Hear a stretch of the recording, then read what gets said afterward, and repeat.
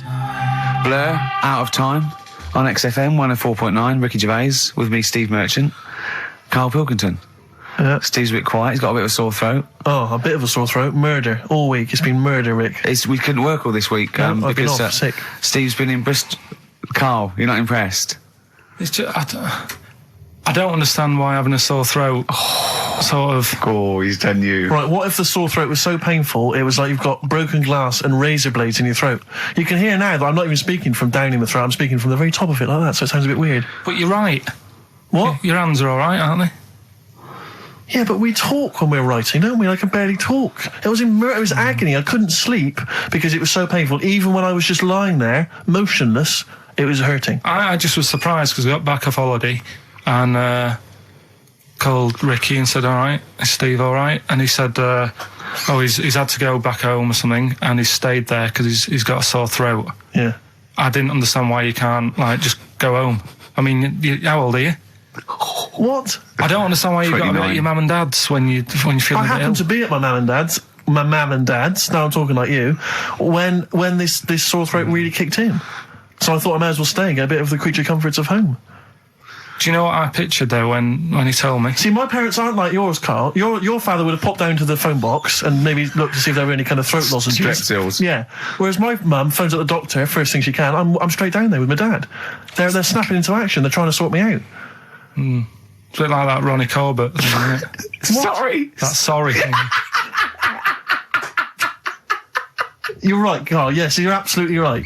He's just like that. Oh, No, dear. it's just because You just went on holiday with your parents. Well, not with mine. No, with right. Suzanne's, and it won't be happening again. So Well, that's sorted. we'll have Didn't more work about out that a for little you? bit later. Pain in the Luckily arse. we came in a few times, didn't we? We've been here since about 11:30, haven't we? Yeah, sorting Doing it. stuff out. Doing a show. What, have you been squeezing his head, or...? No, that's strictly between the hours of 1 and 3. We established that, and I've kept the rules, haven't I? I did practice the grip in the week, didn't I? Yeah, just to see what method he was going to use today. Yeah. I came in. I did my back on Tuesday. I was sparring, and I pulled my back, and I was in agony, and I had to get an emergency chiropractor out and sort it out. And I was on painkillers, and I couldn't walk the next day. But I still came in and did a voiceover that was booked at 4:30, didn't I? I got Johnny to walk me in because I couldn't sit down, so I couldn't take a cab. But I could be upright, and I had to got him to walk me in because I was scared someone was going to bump into me. And I did the voiceover. That's dedication, isn't it? Yeah, but right, I got back off holiday on the Tuesday, right? First day back was going to be on the Wednesday, right? So I thought, well, I'll take it easy, because you do that, don't you, when you've been on holiday? The first day you just want to sort of... I don't. I'm straight back into it. Well, Yeah, yeah, but it's nice too. Do you know what I mean? Yeah. Just sort of look at your emails, go through all them, work out what people need and stuff. Sure. Doss around, yeah, sure. So I thought, I'll take it easy. As soon as I got in, I was told that Ricky had been booked in to do a voiceover. And I thought, can't handle that. Do you know what I mean? On the first day, him coming in annoying me, probably trying to get a week's worth of head squeezing in. So so I called him up and he said, I might not come in because I've got a bad back. I thought, well, that's all right, right? Then you just turned up, didn't you? He said, I managed to get in a cab. Yeah, Johnny walked me in, and that's what, yeah. And he did the stuff, which I haven't got it here at the moment, but I'll find it on the system and I'll play you what he did. That he's been paid to do as well. It's all right. Yeah, Well, it's not all right. I had to pretend it was all right when I played it to all my bosses to try and persuade. Well, look, let's play that a little bit later. But now, as we're all back together, Steve, would you say the boys are back in town? Yeah. Brilliant. Thin Lizzy, boys are back in town on XFM 104.9. Right, we are back in town. Me, Steve, and Karl. Karl's on holiday. Steve's been living with his mother because he had a sore throat, and I've been hobbling around still trying to keep things going. Do you know why I think I was ill? Stress. I genuinely think it was stress. I think I'm analysing it. What do you think of that, Karl? But I'll tell you what it is. Look, think about it though. We live in London. We got the war, the threat of terrorist activity. That's where I live. I'm all right. Next one. We got SARS. One. Yeah, but you can walk to work. I got to travel on the tube. I came in this morning. I saw a Chinaman sneeze. I was terrified. S Club 7. They've split up. I mean, I worry about those sort of people. They're young kids, they're talented guys. I mean, they say they're going to be all right. I'm not sure Tina is. I'm not sure she's got the talent. So there's just so many elements that stress I remember me you out. were worried about hearsay. Well, Kim Marsh is doing all right. Oh, Kim's doing fine, but she got out early. Yeah. But, I'm not sure the rest of them will be. No, I'm just... they're quite emotional. I've got to worry about the show. I've got to be worried about this, you know. It's just me. I've never been that good when, like, anyone in the family's ill or anything. I've just got... Just because that's the way I am, do you know what I mean? If I'm ill, I don't expect people to run about. No, well, I've never been off for being ill. I mean, you were. Did a couple of weeks ago. But that's. But hang on, I've not missed either of the shows. I'm ill today, but I'm still here. You took I seem to remember you took a show off when you were ill. Yeah. You were whinging. I was really ill. Right, sure. I couldn't even walk to work though. Yeah. That's what I mean. Did you go to the doctors?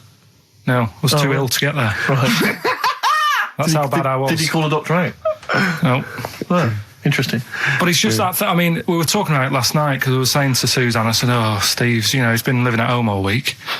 She said, "Oh, is he I really?" like the way he talks about you behind your back as well. Thanks. And she said, "What's up with him?" Malingering geek. And I said, "Oh, he's got a sore throat or something." She went sore throat. Oh. So she said, "Well, you don't know how serious it is. Don't be offhand with him tomorrow because if he's coming in and he's still not right, because she always sticks up for you." Yeah. Right.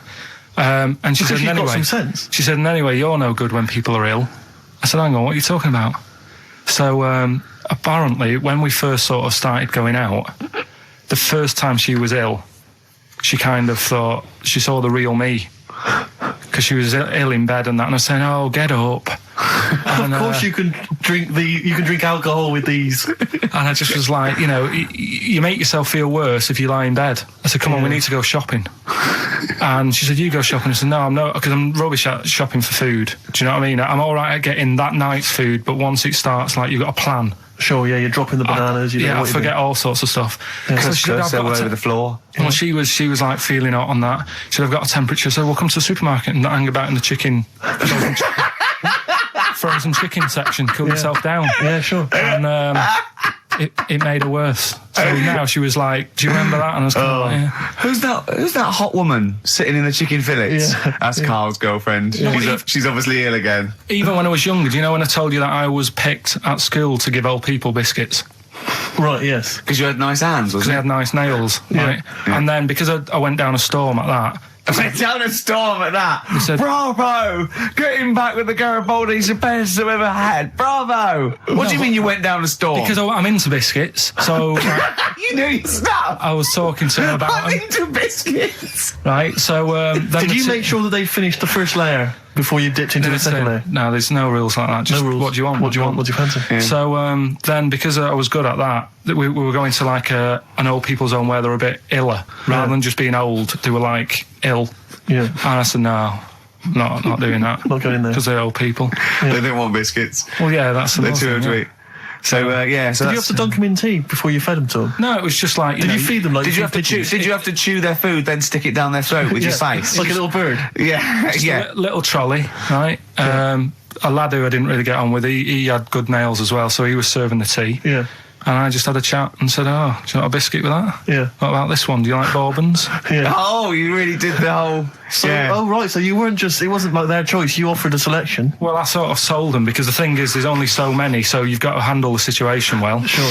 You don't want too many in one type, so it's like, well, you've had a bourbon. Yeah. What a great life they lead. They probably only pay about 900 quid a week to stay in that particular home. Yeah. And they get a free bourbon by a kid with clean nails. Brilliant. Whoop-de-hoo. Oh. So anyway, I found these things. Do you want to yeah. So what's it? Explain this again. Right, so I got back off holiday. The first job I found out I've got to do is work with Ricky for a voiceover. I do a regular thing. I do X-Ray magazine, but I'm allowed to make the script up. And they said I could, so I did. Right, so imagine this. Well, I know you, Rick, and I know you like to put a lot of work into these things. Yeah. You want to do a good job. So he rolls up, he says, let's do it then. He said, what's in the magazine? I said, well, here's a selection of stuff. This is what you've got to sell. He said, leave it with me. He goes into the little booth, and the first one he comes up with is this little advert for it, right? X-Ray magazine. It's out now. It's £3.50 May edition. Music of Tomorrow. Dandy Warhol's picture, and there's a free CD with it, all the Placebo and the Donners, and Smog, and Nightmares on Wax, and Alpine All Stars. Only £3.50. It's out now. Buy it, innit? Have you got a sore throat there? Well, that's all right, isn't it? And he was going, you can't. I said, we are doing that. I've done one. That is it. That's it. So I persuaded him. He went, right, okay, we can possibly put that on XFM, right? I'll have to see, right? And so I wouldn't do it again. And he went, but you need one for Capital. He said Right. Capital, no. I went, right, I'll do one more for Capital. Right. Because all the stations advertise the XFM magazine, right? So this is the one that he thought would be all right for them. Ooh, hello, you loonies in Radioland. Dr. Frog here to tell you about the new edition of X-Ray magazine. It's out now and it's only £3.50. You've not heard of it? It's a great music magazine. And you get a free CD featuring bands like Placebo. They wear makeup, but leave them alone. Gold Chain, Smog, OK Go, The Donners, and all great bands that you'll love to... Froggy here. Hello. Bye. Ribbit, ribbit, Froggy says bye it. Oh, well. So then he says, that's it. You had your money's Is worth. Dr. Frog still on there? He's still on Classic. I said, that isn't going to go out. They're not going to be happy with that. He said, you've had your money's worth. I'm going. Yeah. So I'm left with that. I then have to get the bosses in. And because I've let him go, in a way, it's my responsibility. Yeah. So I've obviously thought I've got what I need. I had to play them to the MD. What did he say? And justify...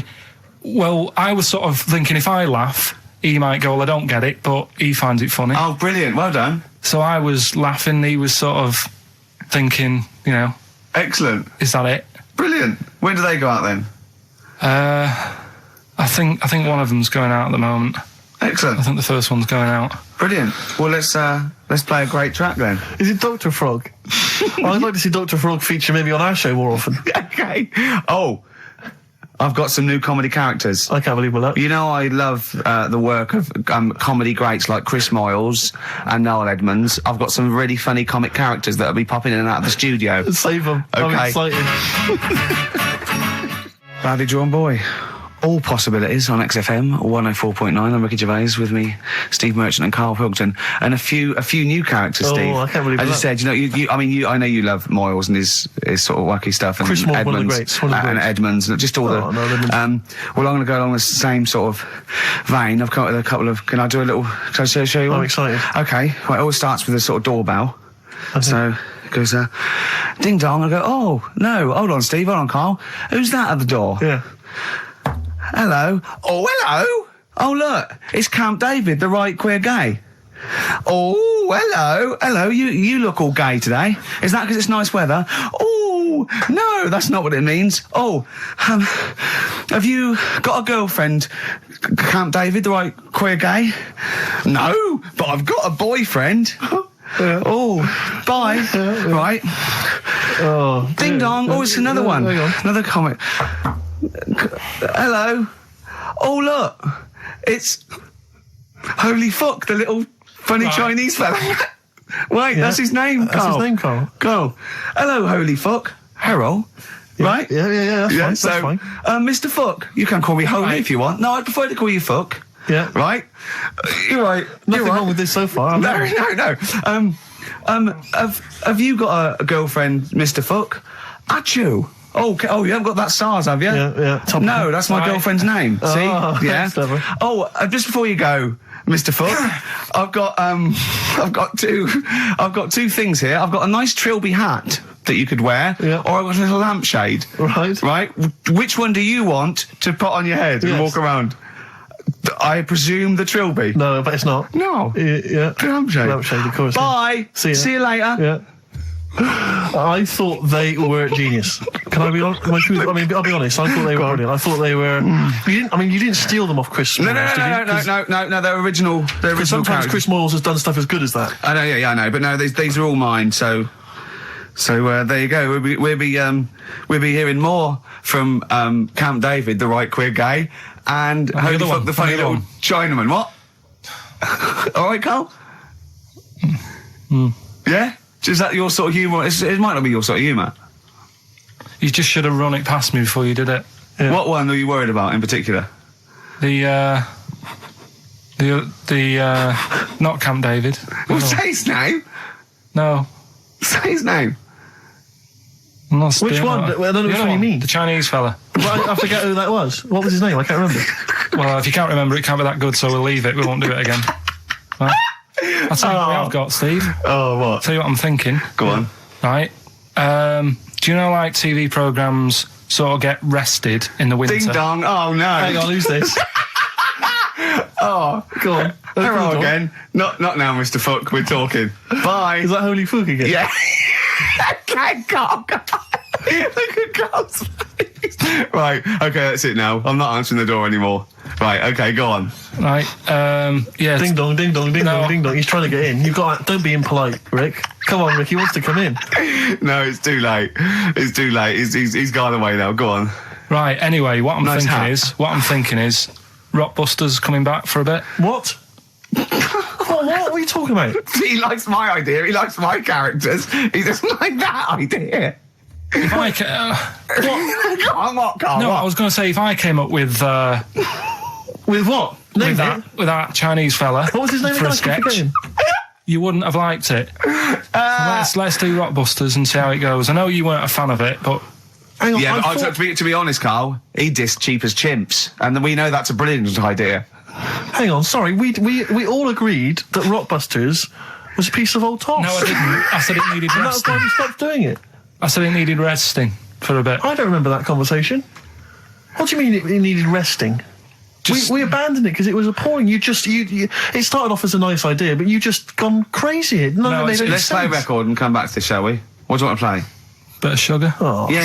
Brilliant. That cheer us all I up. don't know why you were thinking of bringing this back. I'm genuinely worried about this. Well, Is that the doorbell? I would be lying, Rick, if I told you that didn't feature in my list of the best singles ever. that's lovely. It's a If I can't change your mind, Sugar. great pop tune. Brilliant, absolutely brilliant. I think Carl's worried about one of the names of my characters, so I'm changing the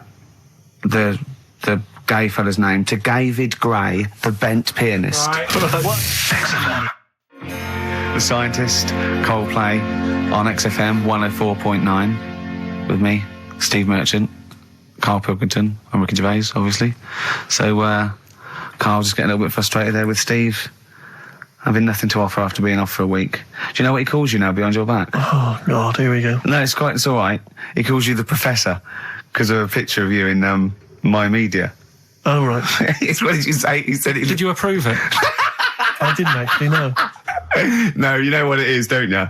It's, when you take it from an angle, it sort of distorts one side, and they've taken a picture from a bigger picture, I think, and so it's, do you know what I mean? Like he's looking in a kettle, and he went, "What's going on there?" He said he looks like one of those professors of BBC Two schools programmes. Well, I take that as a compliment, considering what I call you behind your back. And I say, no, it ain't the Professor. Although Carl's looking pretty good at the moment, aren't you? I'm surprised. Can I just say, I'm surprised that you got chosen for having clean nails at school to serve the biscuits. Because I always imagine you, when I look at you, I see you as a child. I see you as a grubby little child who's always out in the street I getting think dirty. Carl is quite hygienic because he's always got a nice little. Nowadays I do. Yeah, nice but little top on. not the boyhood Carl. I always imagine you being quite neglected. No, me clothes weren't always the best, and they were a bit warm, but they were always clean. Yeah. Is I this a always country imagine that song your coming house- on? Are you Dolly Parton? I always imagine your house as having, and actually to be fair, I imagine your house has been very much the same, always stinking of chip fat. Yeah, also, my mum was always cleaning, so again, it was always sort of like clean. It was just, it smelled And of... cigarette smoke, maybe? Yes, it smelled of Dettol, pets, and cigarette smoke, and chip Such a fat. working class and smell, chip that. fat, yeah. That's a real working class sort of smell and look and stench. Yeah. Are you talking about me now? Yeah. I mean, the interesting thing is that Carl's cleaned up his house. I clean. I have 2 baths. No, I know you're obsessed. It's I really love- freakish. I love It's just being really bad clean. of me. I was in Waitrose earlier buying a sandwich. I got a bit of money now, Carl. I like to splash out on a sandwich. I like £2.50. You ever seen any of it? Benji's shut. He does go to Benji's. I'll tell you what. I love Benji's. We go for lunch, right? And if he looks in a restaurant and it's sort of like $6.50, he goes, "Rick, I'm not made of money." Yeah. He is. We have to go to Benji's. He gets 2 sandwiches that have to fill him up, right? Because they're a quid Well, each or something. but I'm a big guy. I need a lot more food. I genuinely need more food than most people. I'm like a brontosaurus. It is. He's just grazing all day. So I can't afford to sort of splash out in Pret a Manger all the time with your fancy French sandwiches. I like to get a lot of bread for my money. I want a lot of bread. So I was in Waitrose, and some guy came in behind me, and he was sort of, I don't think he was mentally doolally, but I think he'd been homeless for just too long, and he was really. What's just right amount of time to be homeless? Well, I think it was. You want to get out of that game early, don't you? He's past the point of no return. This guy. I think it was too late for him. I think there was no going back really. 6 months. He came in and he was sort of walking at a bit of a weird angle. He walked like the Elephant Man, even though he wasn't deformed. It was probably like you were in the week. It was quite unpleasant. And he sort of came up to me and he went, and weirdly he spoke a bit like I'm speaking now because of my throat. And I thought, if I speak to him back, is he going to think I'm taking the mick? So I kept quiet. And he went, all right, what's your name? And I said, Steve, and he shook my hand. He forcibly took my hand and shook it. But he had these cuts and bruises on his face. Oh, the open sores. Yeah, and he was shaking my hand, and I was just terrified. I was just thinking, get off my hand, let go of my hand. And thankfully, did he have a bow round his neck? Well, he may as well have. I mean, seriously, and I caught the eye of a security guard. I had him thrown out. You know, I wore heart. This man does not have the funds to be shopping here. Please have him removed. This is part of the John Lewis partnership. And so they had him thrown out. And you know, I was just freaked out. I had to wash my hand as soon as I could. I couldn't imagine the kind of grime that was crawling across whether his kind of homeless ways. Are you still doing your social work? Or whenever I can, Rick. Yeah. Yeah. At least he used to give it to old people biscuits. You'd have gone, I'm not going near them. Look at them gums. Wouldn't that have been grim? Would you have wanted that though? Old kind of homeless people touching you? Well, no, I'm not Jesus Christ. No, I know. It's not on the list. I don't have a shopping list on. What do I know? I need some batteries from a Walkman. I need to be touched by some old people. See you later. Cheers. I was watching, the one thing I did watch all week was Columbo, which seems to be on constantly. I was watching Columbo, and I know you're a fan of Columbo, Rick. One of my favourite programmes of all time. Right. I was like, do you not think that All right. I just thought you were going to talk about it. Well, which one? They made about 90 and they're showing on about 4 channels in rotation. But it doesn't matter if I tell you who did it, because you'll find out in the first 5 minutes. Yeah, exactly. You find out in the first 2 minutes anyway. Let's be honest, if Robert Vaughan's the star, it's probably going to be him. Or Culp. Often Robert Culp. Yeah. Yeah, sometimes Patrick McGowan. But do you not think that Columbo looks like he smells? Would you imagine he smells a bit? He's a brilliant detective. Well, he's got that dog and he smokes cigars, so I imagine he smells... I reckon he stinks. I reckon he doesn't clean his clothes enough. Oh, I think he has. I think he gets up and washes. But I think he puts on a crumpled he's too absent-minded. I think he's too busy thinking on solving crimes and stuff. What do you think? Do you think his wife makes him clean his pants now and again? I think they're quite a bohemian couple. I'm not sure she's really interested in that. I think she's got her own mind. Maybe she's a painter or something. No, maybe she's losing it a bit and he's a bit embarrassed by it. Yeah, that could be true. And she's probably incontinent, so while she's ironing his trousers, she just all over them, and he goes, oh God, she's shatting my pants again, I gotta wear them out. Yeah, so that's what... Oh, ding dong! Who's that? This? Oh, hello! Oh, look, it's David Gray, the bent piano player. Oh! All right. I thought it was going to be Columbo. That would be the joy. Ding dong. My wife loves you.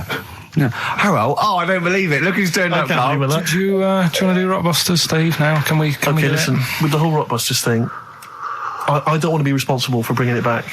So I think we should put it to the vote. You should email in. We'll give people 5 minutes to email in. I'll take a straw poll. Do you want to see the return of Rockbusters or not? We're leaving it to you, the audience, to decide. Okay, Steve. I guarantee it's going to be a landslide. They are all going to want it. But why have we ever trusted our listener? We know what they're like. You've just described some of them with a bloke in Waitrose and Columbo's wife shitting herself. So that's the sort of people that, you know what I mean? Yeah. It was weird because the Waitrose guy did ask for my autograph before he was hauled away. So maybe he is a listener. But all I'm saying is maybe the posters have drawn in some fresh blood. There's some people who've maybe not heard Rockbusters before. They're the ones who probably vote for it. Anyone else who's heard it before, surely they're not going to see the return of that. No one wants to see the return of that. What's the number? No, let's email only. We don't want to speak to these freaks. Ricky.Gervais at XFM. I know the fact we don't want to speak to these freaks. We work with one of them. Yeah. God. Yeah. If you want to see the return of Rockbusters, vote yes. If not, no. Tone it down a bit. Let's not do 3. No, it's got to be 3, otherwise it's too easy. Oh. Ricky.Gervais at xfm.co.uk. Right. Just choose the best one. Right. The Seeker from The Who. Brilliant. Classic rock. On XFM 104.9, I'm Ricky Gervais, with me Steve Merchant, Karl Pilkington. All right, well, unsurprisingly, the overwhelming consensus is that people would like to hear the return of Rockbusters. I should, however, point out just some of the no responses. Let me see what we've got here. Is Dickie Anderson called in yet? Sadly, nothing from Dickers. I think I might make him one of my hilarious sort of comedy characters. What do you think he would sound like? What would he sound like? I sort of probably like that, I think. Ding dong. Hello. Hey, it's Dickie Anderson. I can't believe it. Your show's rubbish. Something like that? I mean, I think you should work on them perhaps before You're saying there's not a lot of substance to these I'm guys? just saying that, once the novelty of the doorbell has worn off. I don't think you understand comedy on radio, I'm Steve. not sure I do, To but, be honest. Listen to Noel Evans, listen to Moyles. You'll see you don't need to riff with it. It's just, you just do the doorbell and just say they're here. Right. That's all you need to do. Sure. So, that's the main thing. Well, so we've had a couple I'm of thinking of some responses. more characters as well. We'll keep working on those. Yeah. Marcus has emailed. He says no to Rockbusters. He hasn't heard it, but it sounds rubbish. Believe me, you couldn't be more right. Well, does The Office sound good as a title? All right. This is someone else. Don't bring back Rockbusters. Please, can we have more Holy Fook? You're not pronouncing it right, Steve. I know. I was just a bit edgy there. Holy fuck, the little Chinese fella. Holy fuck, the little funny Chinese fella. No, okay, all right. Well, otherwise, Carl, other than those few negative ones, most people want to see the return of Rockbusters. So, do I Go on in. tell people what the prizes Let's are? go. Let's do it. Yeah. Are these the prizes? Yeah, they're the prizes. All right, let me have a look. We've got the new album from Goldfrapp. What's this one here? Oh, I've no idea. The Yardbirds. A new album from the Yardbirds. On VHS, Coogan's Run, the show where different characters make an appearance each week, including, I think, Pauline and Paul Calf. Good stuff. Who the hell wants this? Meglos, a Tom Baker Doctor Who edition. And the only decent thing really in the collection, other than Coogan's Run, is the X List, the double CD featuring lots of current indie favourites. So not bad little selection there, Carl. Yeah, well, if you are new, you haven't heard it before, I sort of give a cryptic clue and then some initials. I'd say it isn't cryptic. It's like, what am I thinking that might or might not be the initials that I'm going to say. That's how you got to think, really. Yeah. But go on. Do you want to remind them of any that spring to mind? Just as a Exploding Pet was Atomic Kitten, doesn't really work. What else? I fell down in a puddle in Texas. I got my legs wet. Knelt down in the puddle, got my legs wet. Wet Knee Houston doesn't work either. Whitney Houston. Jamaican swinging a fish round. D-trout spinners doesn't work in the slightest. Doesn't work in the slightest. That's how they work. So there's three of them. You email in. So here we go then. Number one, the gingerbread man has only got one leg. Right? The gingerbread man has only got one leg. Got the it. Initials there, LB. LB, right? Okay. Second one, these people from the East Midlands swear a lot. All right? These people from the East Midlands swear a lot. These people from the East Midlands swear a lot. The initials TTD. Right? And the third one, have a holiday in Italy. Right? So you've done three then? TB is the initials on that one. So quickly again, the first one, gingerbread man's only I've got that one as well. I've got that one. I got two. These people from the East Midlands swear a lot, TTD.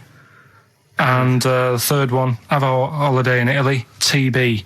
Email in with what the songs are and you win that stuff. ricky.gervais@xfm.co.uk. Hang on, it's not the songs, it's the artists, isn't it? Yeah, just Oh yeah, like he said that. Yeah. Okay, fine. Email only, please. ricky.gervais@xfm.co.uk. So we got that going. Yeah, looking forward to the answers on that. Bit of feeder would be good, wouldn't it? All right. I love this music. Forget about tomorrow.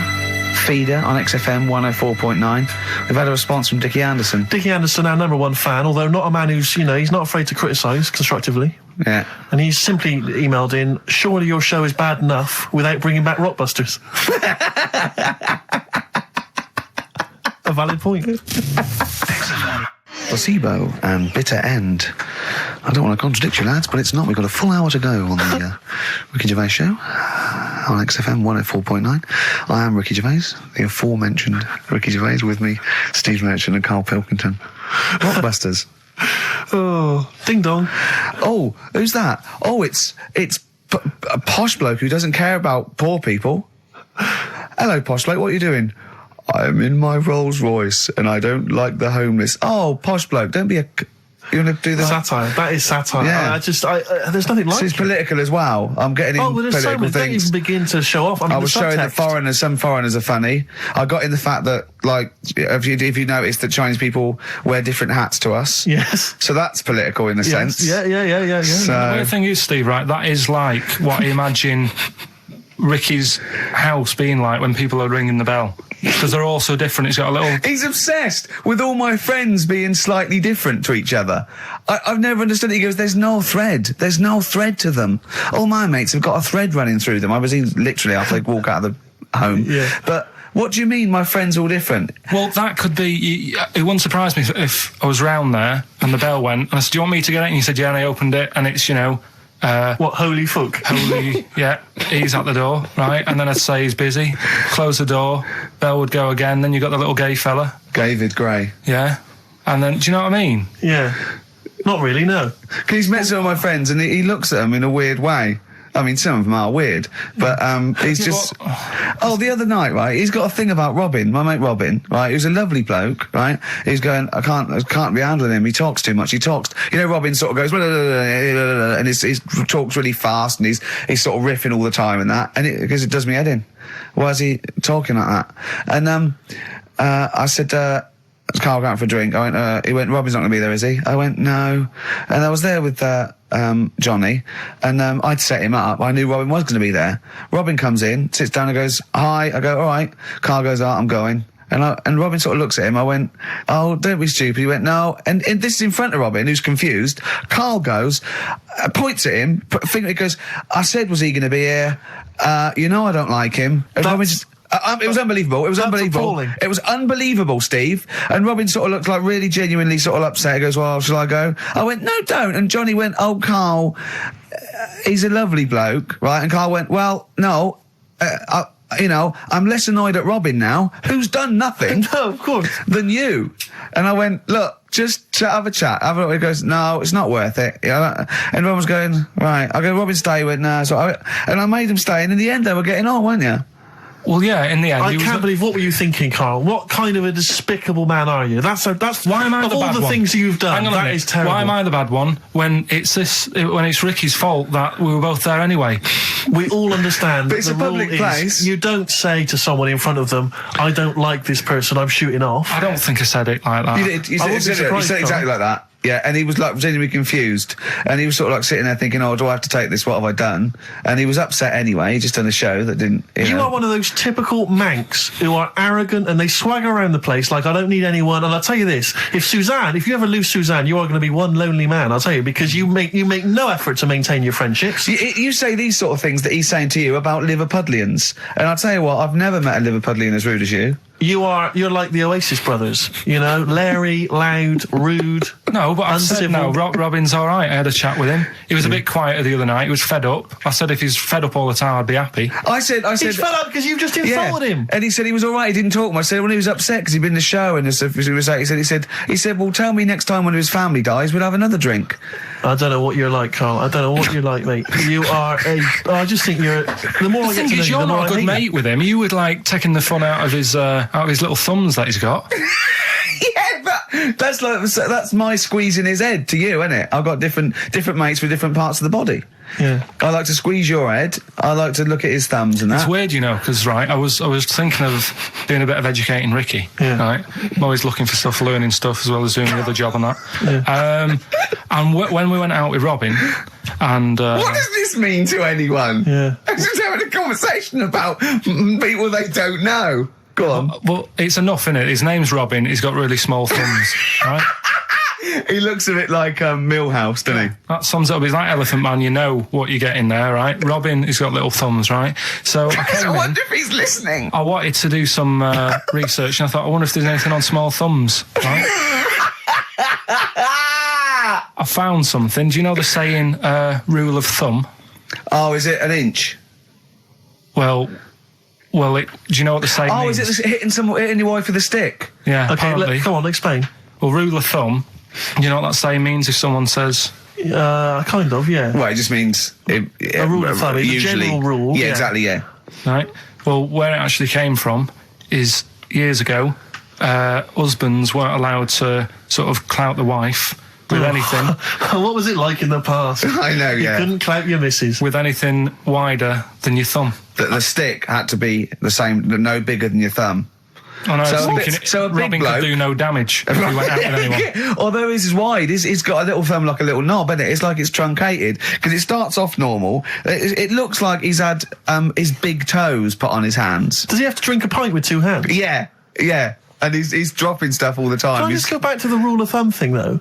The idea, what date was this? I'm not asking Carl, I'm looking at Ricky, because you're not going to have any idea, Carl. It's just going to be the past. Yeah. But I like the idea that... I think it's the same sort of day where, I don't know, you got hung for being homosexual and you could shoot I a just love Welshman. the idea that there's blokes beating their wives with shovels, logs of wood, and someone's gone, hang on a minute, everyone, Hold on, this is wait crazy. a minute. Let's have a look at your thumbs. What can we do? Wait a minute. We've got to have some kind of rule here. I'm all for beating your wife, but let's have some kind of rule. Let's give him a sporting chance, Yeah. surely. He goes, well, I'll tell you what about you can hit her with the width of your thumb? And the wife goes, make it the width of his knob. I go, no. He no. slaps her again. Yeah. Width of your thumb. All right. Better? Yeah. It's like it's like I always remember seeing in the swimming baths, there used to be those signs that would say, no running, no jumping. Yeah. That makes sense, no bombing, fair enough. No petting. No petting. It's like you're not allowed to kiss in Yeah. the swimming Yeah, baths. well- And I love the idea that it's probably some kind of lifeguard who sort of maybe saw his ex-girlfriend getting off with some bloke in the water and thought, Yeah. right, Right. there's no petting anymore in here. What do you mean? No petting, you're not allowed to kiss her or no one. You're not doing this just because No, you used to go... nothing, there's not a problem. Okay. Not a problem. Just leave and don't kiss. You want to swim, but don't kiss. There's no petting. Did you just write that on in Yeah. yourself in biro? Yeah. No. What's this no fiddling downstairs in or out the swimming pool? No. No fiddling with her downstairs? No. All right. It does annoy me though. I was saying to Ricky the other night when we were walking somewhere. No people taking who, her for a drink afterwards. You can't enforce that. people who kiss and that in the street. That Oh annoys me. yeah, people showing their affection for one another. No, they can hold their hand and that. Yeah. Sure. But it was just. Yeah, that's I annoying. agree. I agree, yeah. I see two people eating each other, like, in a restaurant or something. Two people eating each other. You know, snogging in right, public, yeah. So that's that. Answers for Rockbusters we're doing them now. Yeah, well, come on then. Well, Well, no, we've- I think let's play a record. Let's come back with that. apparently we've got what about a bit of Cure? Do you want a bit of cow? Yeah. So we're going to go wrong. We're going to go wrong. Ding dong. Oh, here you go. Oh, it's a fat fellow with lipstick. Hello. A Forest, The Cure, XFM 104.9. Good track, isn't it? Oh, yeah. Going all the way back. All the way back there. Wow, Rockbusters, the results. You've had a few proper answers, I hear. So, either I'm wrong or people do think like you. I've got two of them. What are the clues again? Right. First one was the gingerbread man has only got one leg. I got that. That was LB. Limp Bizkit. Right. Yeah, the that third works. one. The third one that I think you worked out. Yeah. Have a holiday in Italy. Chewing Breaks. TB, chewing breaks. Yeah, this is the one I can't get. If there's a reason why I can't get this, we're not doing Rockbusters Can I again. give the answer to this one? Yeah. What's the clue? The clue? These people from the East Midlands swear a lot. Yeah. TTB. TTB. The answer. TDD. Yeah, go on. Give the clue again. These people from the East Midlands swear a lot. Tourette's Trent D'Arby.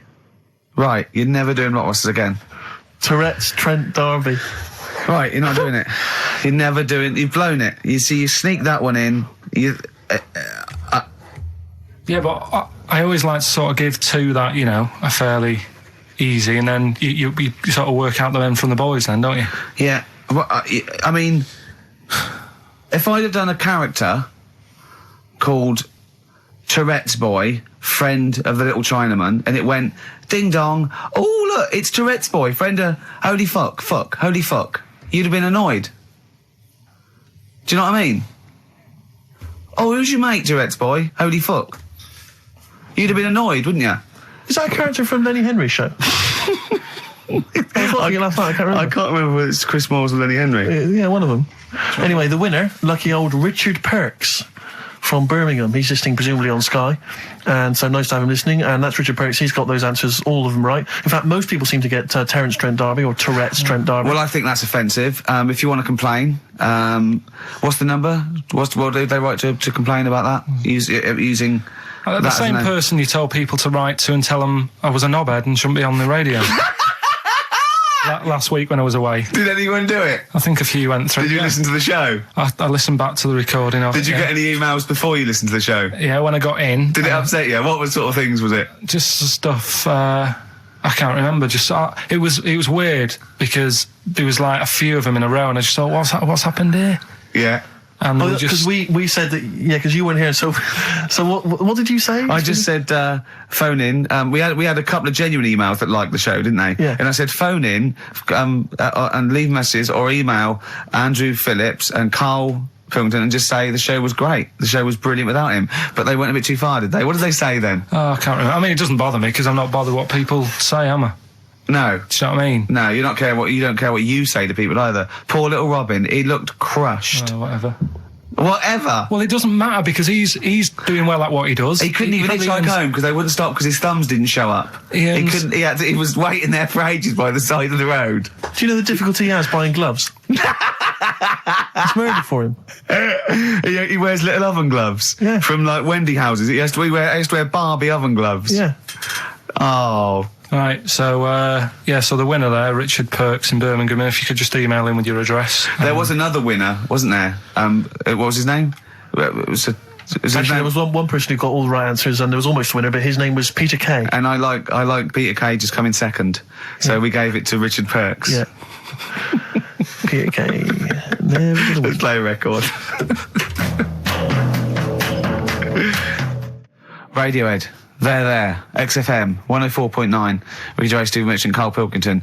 Right, Rockbusters. Well, you shot yourself in the foot with that. So, Tourette's Trent D'Arby. Amazing. I mean, what did you think of first? His name and what words you could put in there? I normally sort of just go through a Guinness Book of Hit singles and go, right, who can I do? All right. You're giving away a lot of. I mean, that you're an enigma, Karl. I wouldn't give away your workings. I mean, because then everyone will be able to do it. And what you've got now is a gift that people can't really tap into. Do you know what I mean? See, that's what Lenny Henry and Chris Miles' mistake. See, I've sort of worked out how they do their comedy, and I'm doing it now. Sure. Do you see what I mean?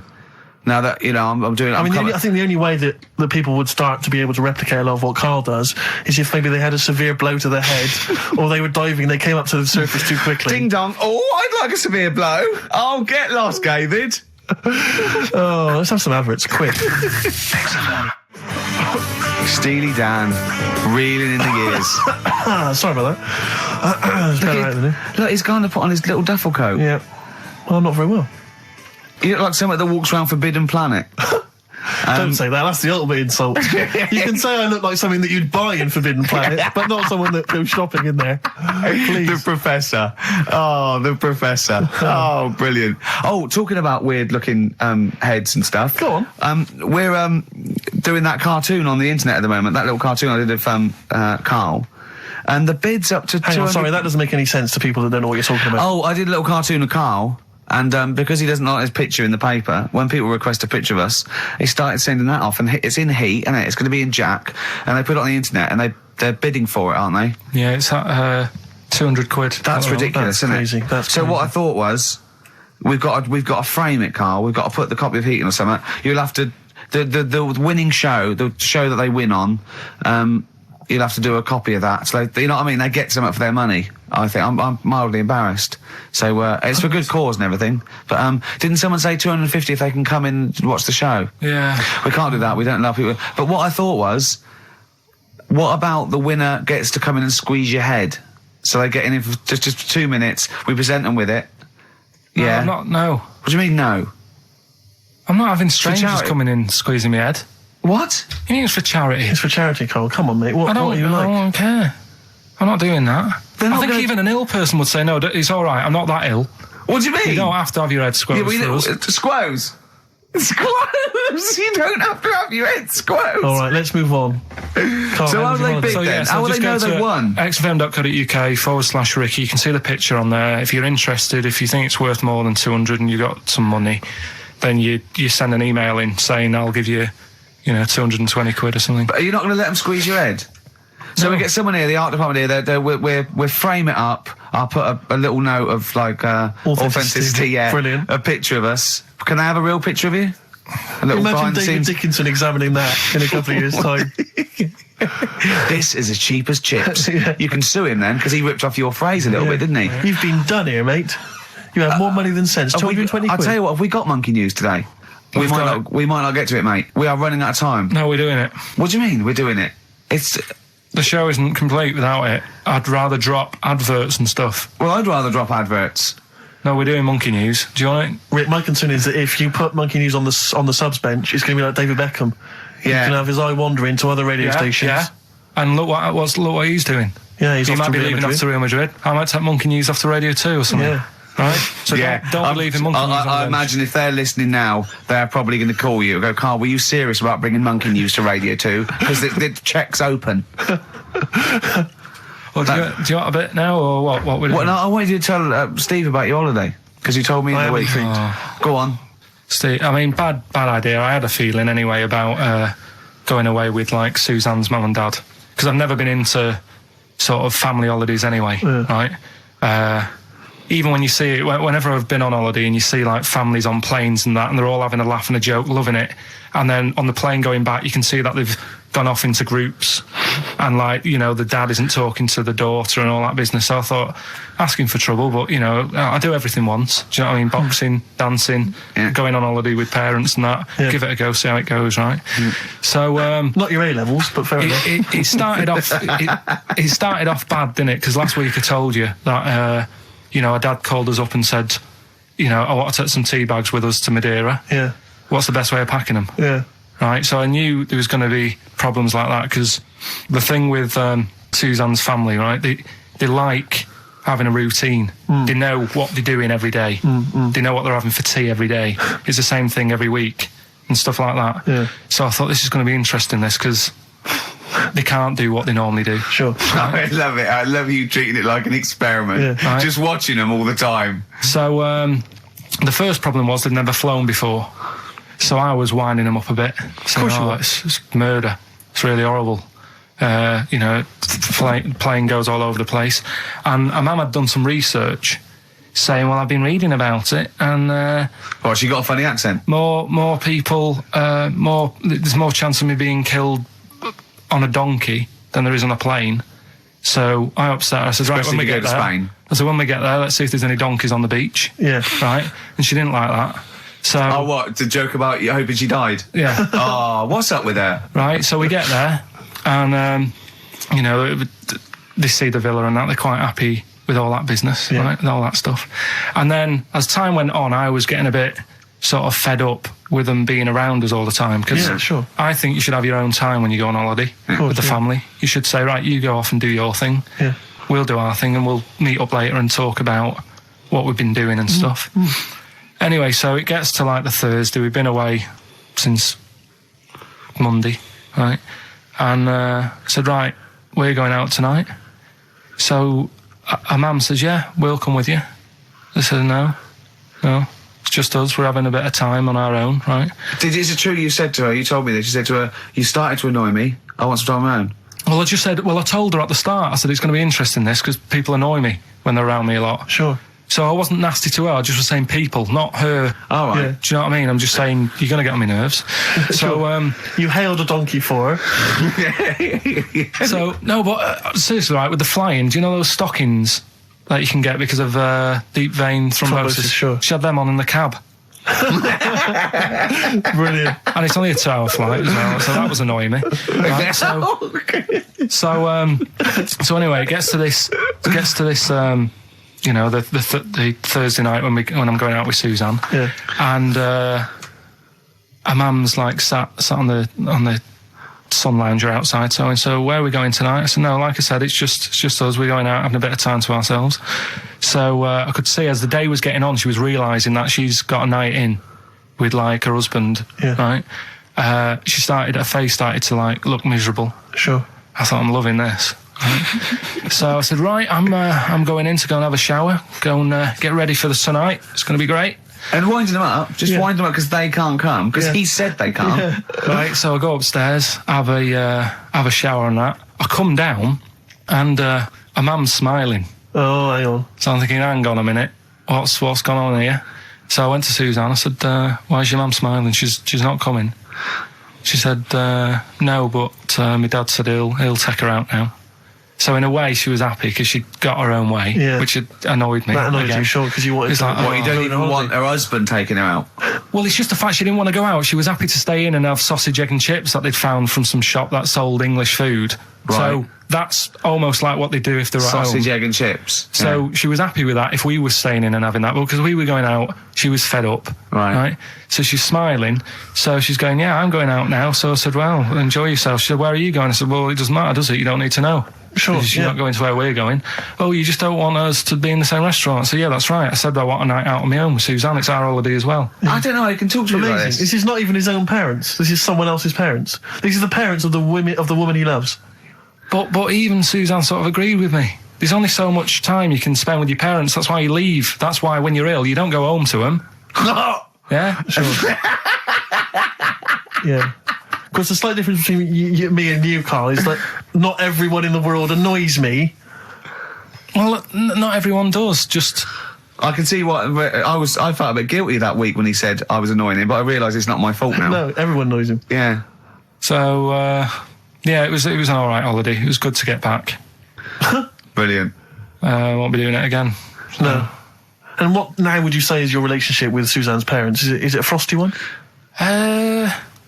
No, I just think they know that I don't like to put up with them for a long time. Yeah. I mean, when we were packing, a man was upset because, like, she really liked the place where we were staying, right? Because it was quite a big villa, because there was a few of us. There was a brother as well with us, right? Yeah. So, our mum said, "Oh, I love it here." She said, "I'm definitely going to book this place again." I said, "It's a bit big for two of you, isn't it?" Just being sarky, like, we're definitely... I said, because, I won't be coming again. You're like... I don't know what you're like, Carl. You're a monster.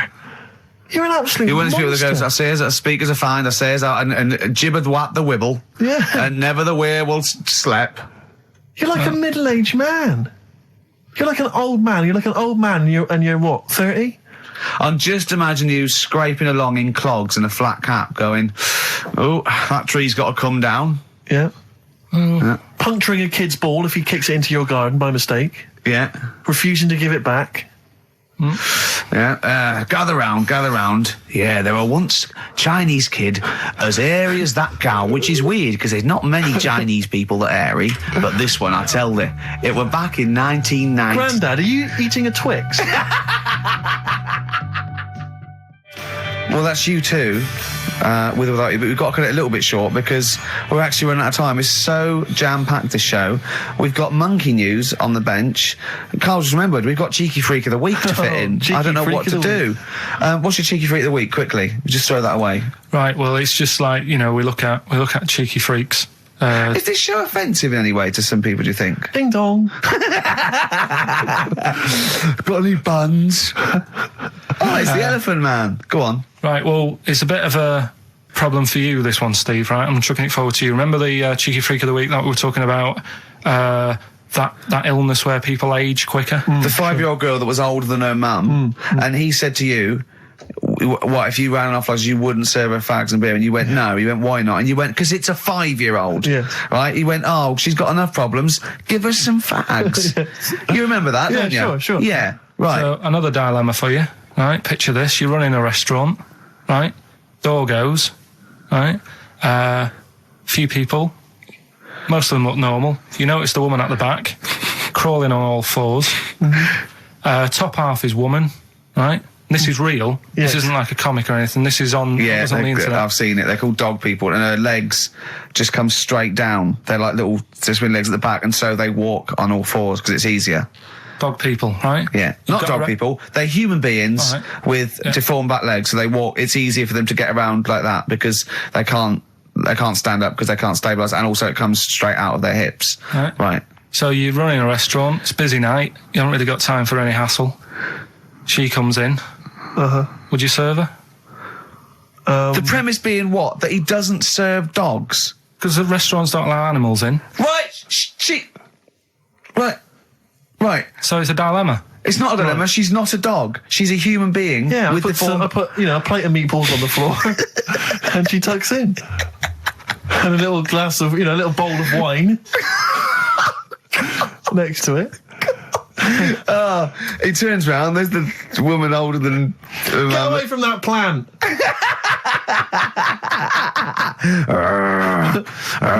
Is service included?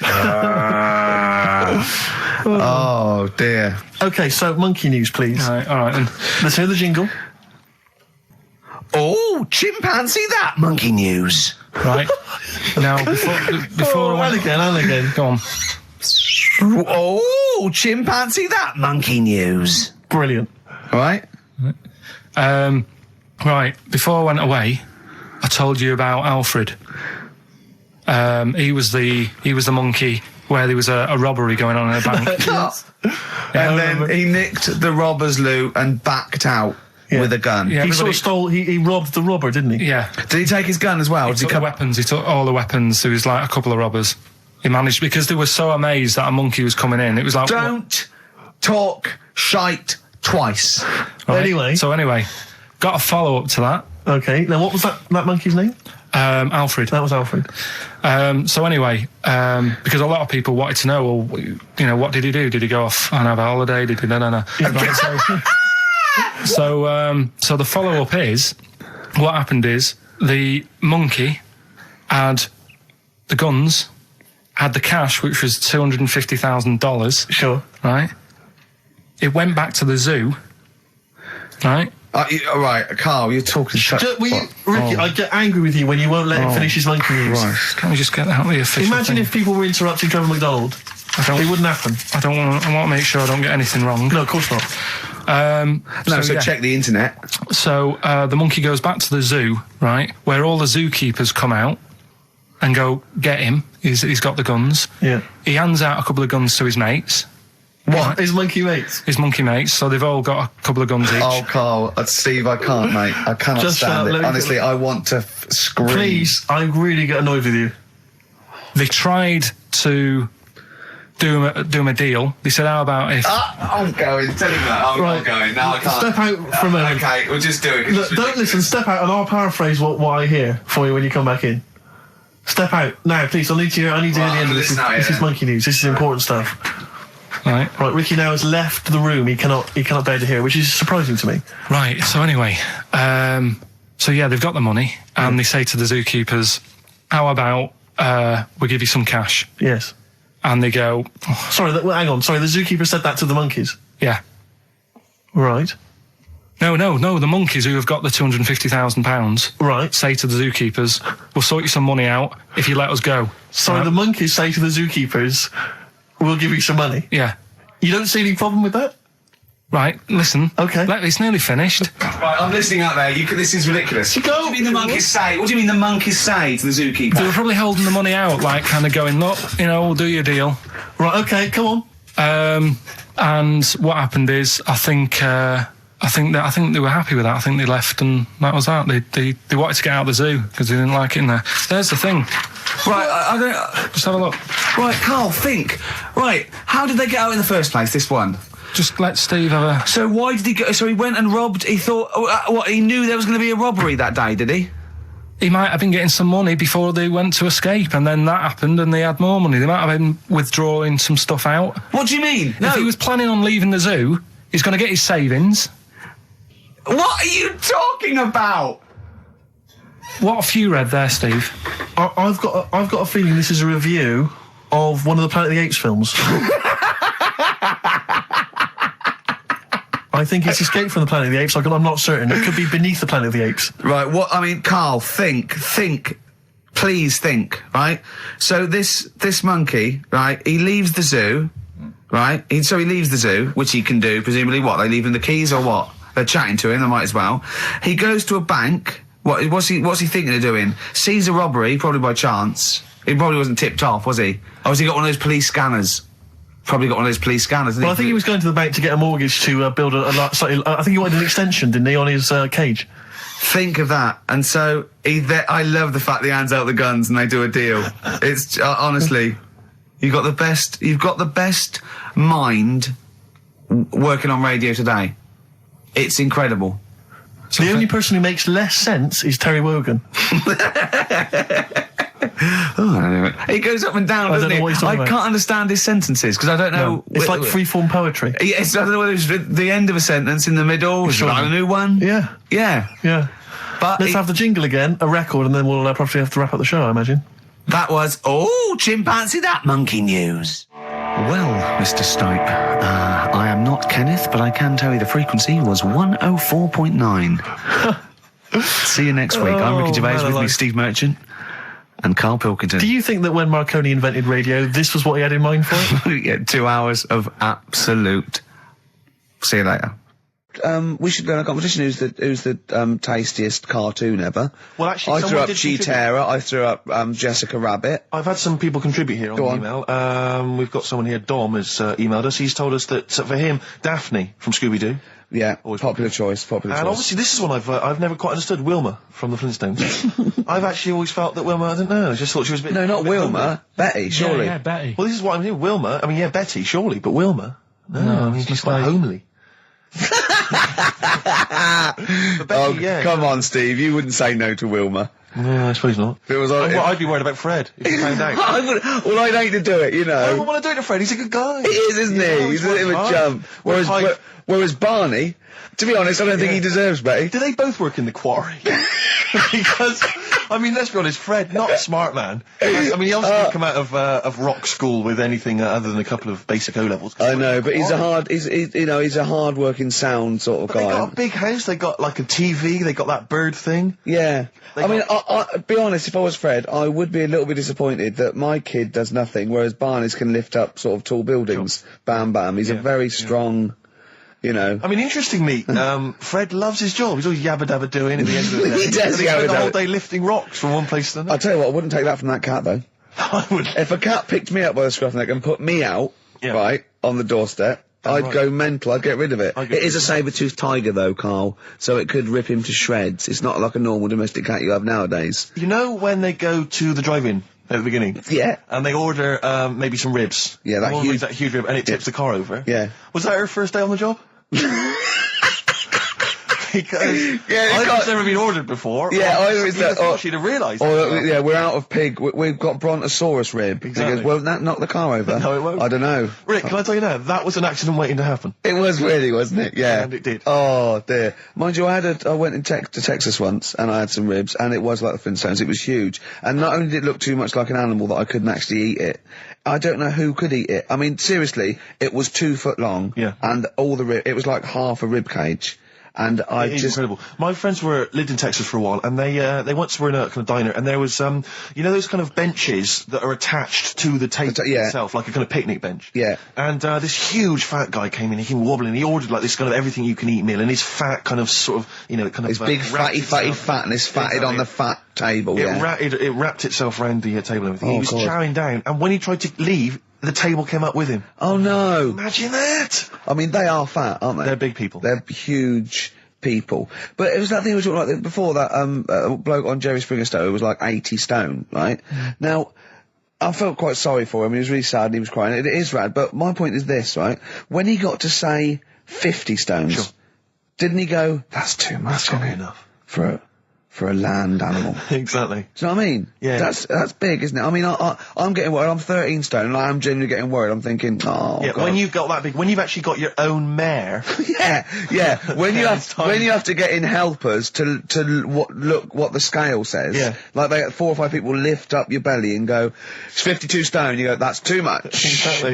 I'm going to only have 9 breakfasts when you begin to appear on the Ordnance Survey map. yeah, exactly, yeah. When you've got your own symbol. It's like, we can see 2 things from space now, Fatty and Steve Merchant. We'll be landing right, at about... Well, no, I'm just saying, you're not fat, are you? You're freakish and big. Just another quick thought. Someone's mentioned Daphne from Scooby-Doo, and but I've always had a soft spot for Velma.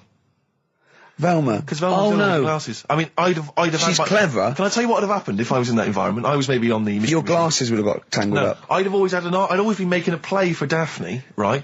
And Velma would have fancied me, but I'd have always ignored it because I was playing for Daphne. And then when I finally realised it was never going to happen with Daphne, I'd have blown it with Velma. Maybe not, though. Maybe not. Sometimes those, they might, appreciate honesty and go, listen, I've been hitting on the good-looking one. Yeah. Oi, Four Eyes. Yeah. Do you fancy it, Chubbs? Exactly. Something like that. Let's be honest, is what you're saying. Well, yeah. I'm wondering, I don't mean to be libelous, but Velma, she was quite short, the glasses, the short hair. Lesbian? Hung around with the dog and Lesbian? the bloke. I'm beginning to wonder if she was, maybe. I was like, see, unfortunately, I said lesbian there, and you still carried on with your assessment of what it is to be a lesbian. It's bad enough doing the cliches of having short hair, but you said the dog. Yeah, well, she hangs around with a dog. So do lesbians do that? Well, have you seen some lesbians? They're right dogs. Good night. Have you seen what I've done there? You know what I've done there, Rick? Comedy award winning. Oh, God. The first cut is the deepest. Let's hear it, Rick. On this album as well is The Killing of George. You know, Georgie Part 1 and 2, remember? About the gay bloke. Georgie Boy was gay, I guess. His favourite song. Carl's favourite song. Yeah. Right? And I was going, oh yeah, I remember that, yeah. I said about, and I said, did not intend to take his life. He just pushed it when he gets mugged and killed. Do you know what he said? Go on. I was sitting outside, I was singing, he went, well, as I said, they go out too late. They go out too Yeah, late. he meant gay people go out too late. He went, no, they do. I went, what do you mean? He said, well, they're always out, they go out when people are coming home. He said, if he'd have been in bed by 10, he'd still be alive today. That's a sobering lesson. And he went, Carl. there's one that works here and he's shattered every Monday. Oh, if you're gay and you're listening, just be in bed earlier. Go Yeah. out when sensible people go out. Yeah. You're right, we're not on the continent, Carl, If you're gay and you're not in bed by 10, go home. Yeah. I don't get it. Now, right, okay, it's the film review. Carl, you just tell it from the heart. Tell us what you thought about the film, what you thought the... Can I just ask, is this the first time you'd seen Gladiator? You'd never seen it before? No. Okay. And what were your thoughts? Okay. The film review. Gladiator. It's alright. Nothing great. It's like an old, sort of an old version of Rocky done in the olden days, really. Right. A bloke fighting other people. Sure. How sort of well known is the story? Do you reckon people know the basics? Well, just very quickly, just do the Right, plot. quickly. There's a guy called Max. Maximus, yeah. Yeah. There's Caesar, and there's Caesar's kid, and Max goes to war, sort of wins it, comes back. Caesar says, you're good at what you do. I wish my son was as good as you. So I want you to be in charge when I die. His kid finds out, a bit annoyed about it, kills his dad, because he don't want anyone to hear that he said that, he wants him to be in charge. Yeah. So his kid gets in charge and thinks, I'll show you. You're not going to be king, I am. You're going to be a slave or something. And then, next thing you see is... Sorry, can I just stop there? My only thought is the film's 3 hours long, so maybe we shouldn't go through the whole plot. We've done the first 10 minutes, but Yeah. go on. So, yeah, he's a slave and then... Yeah, but then, that was an interesting bit that I thought, right? I mean, I was watching this with a girlfriend, she was already annoyed because she wanted to watch Friends on E4. Okay. Yeah. It was a good episode as well this week. Was it? Yeah. Don't tell her that. Okay. Right, so she was annoyed and she said, come on then, put it on. And I got it wrong straight away because it says on the back 149, so I thought that was an hour and 49 minutes. It turned out it was 149. No, I thought it was 1 hour 49. Yeah. But it was 149 minutes. Sure. So it overran anyway. By 40 minutes. Yeah. So anyway, the interesting bit was where he was going across the desert on a horse. And I think to show you how long he'd been going across the desert on his horse, he's showing you a shot of the horse's knees and they were bleeding. And I just wondered whether that's what horses do if they run for a long time. Do you know? I don't. Good. Right, so anyway, so he goes on, he keeps going on like this. He's a slave, and then he has a fight at the end with the Caesar's kid, and he kills him.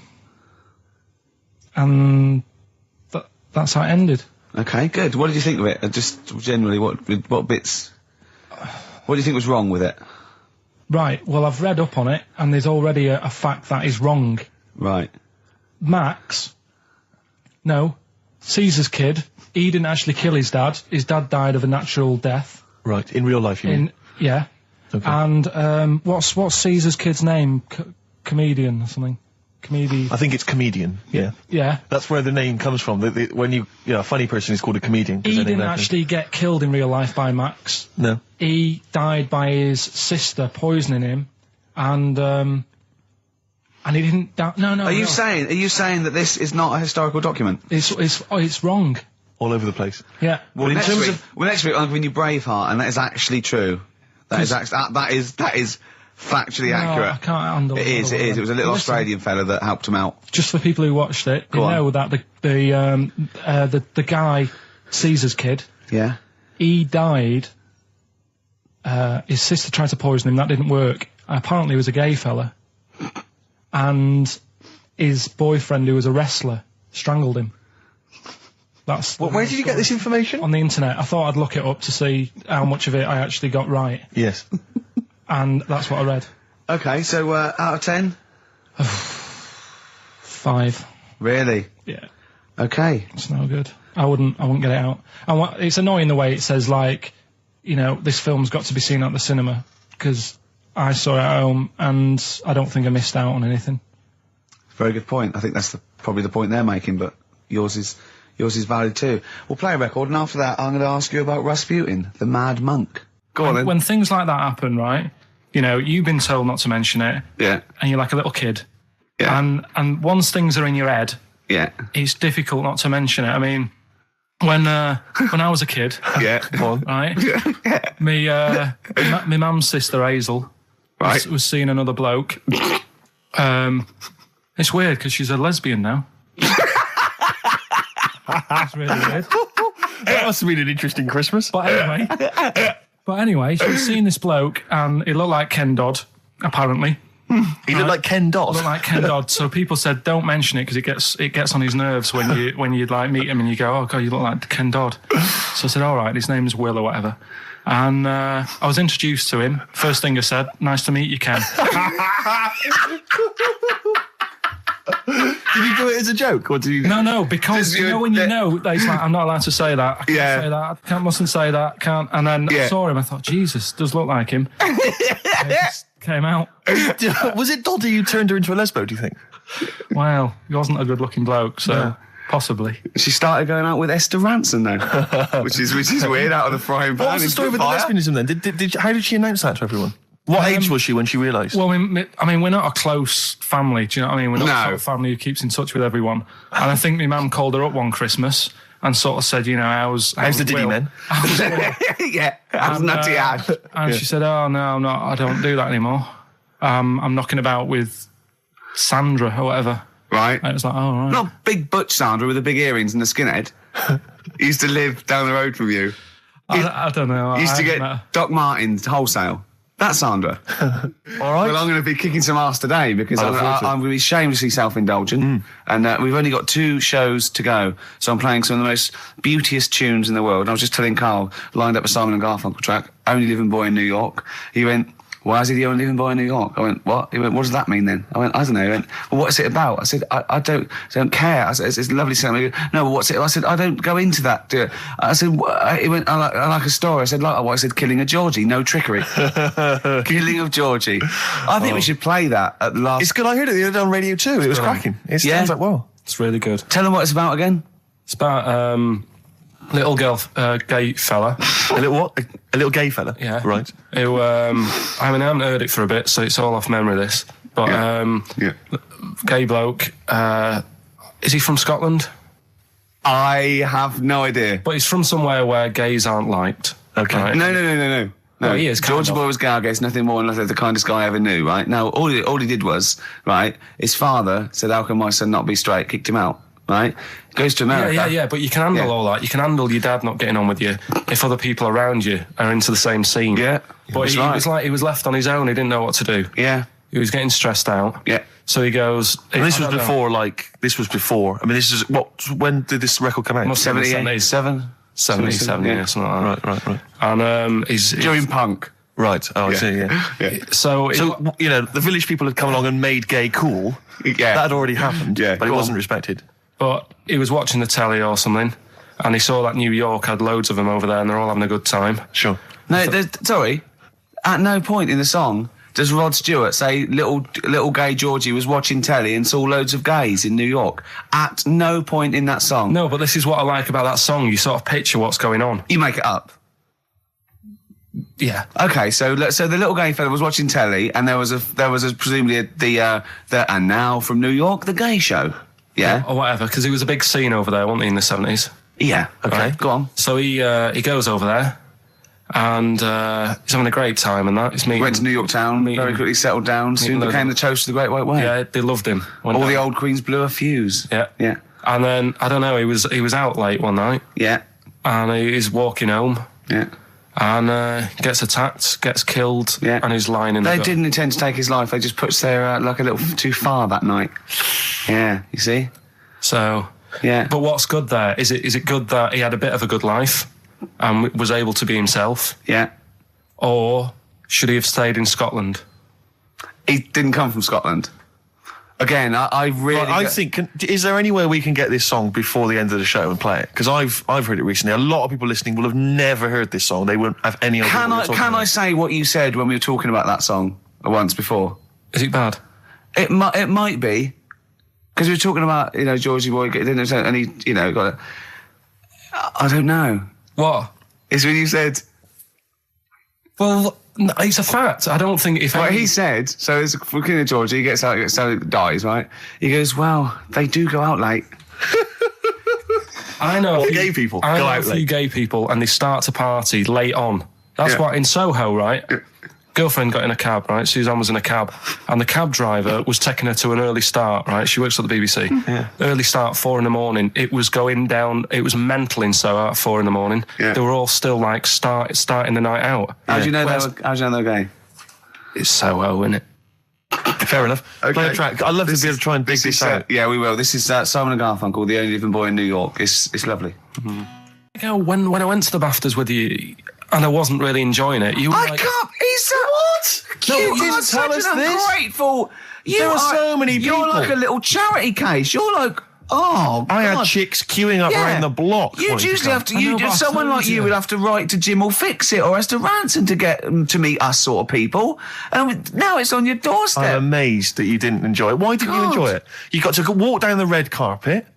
You went in. There was George Best, one of your footballing heroes, was there. A load of was other good. big names.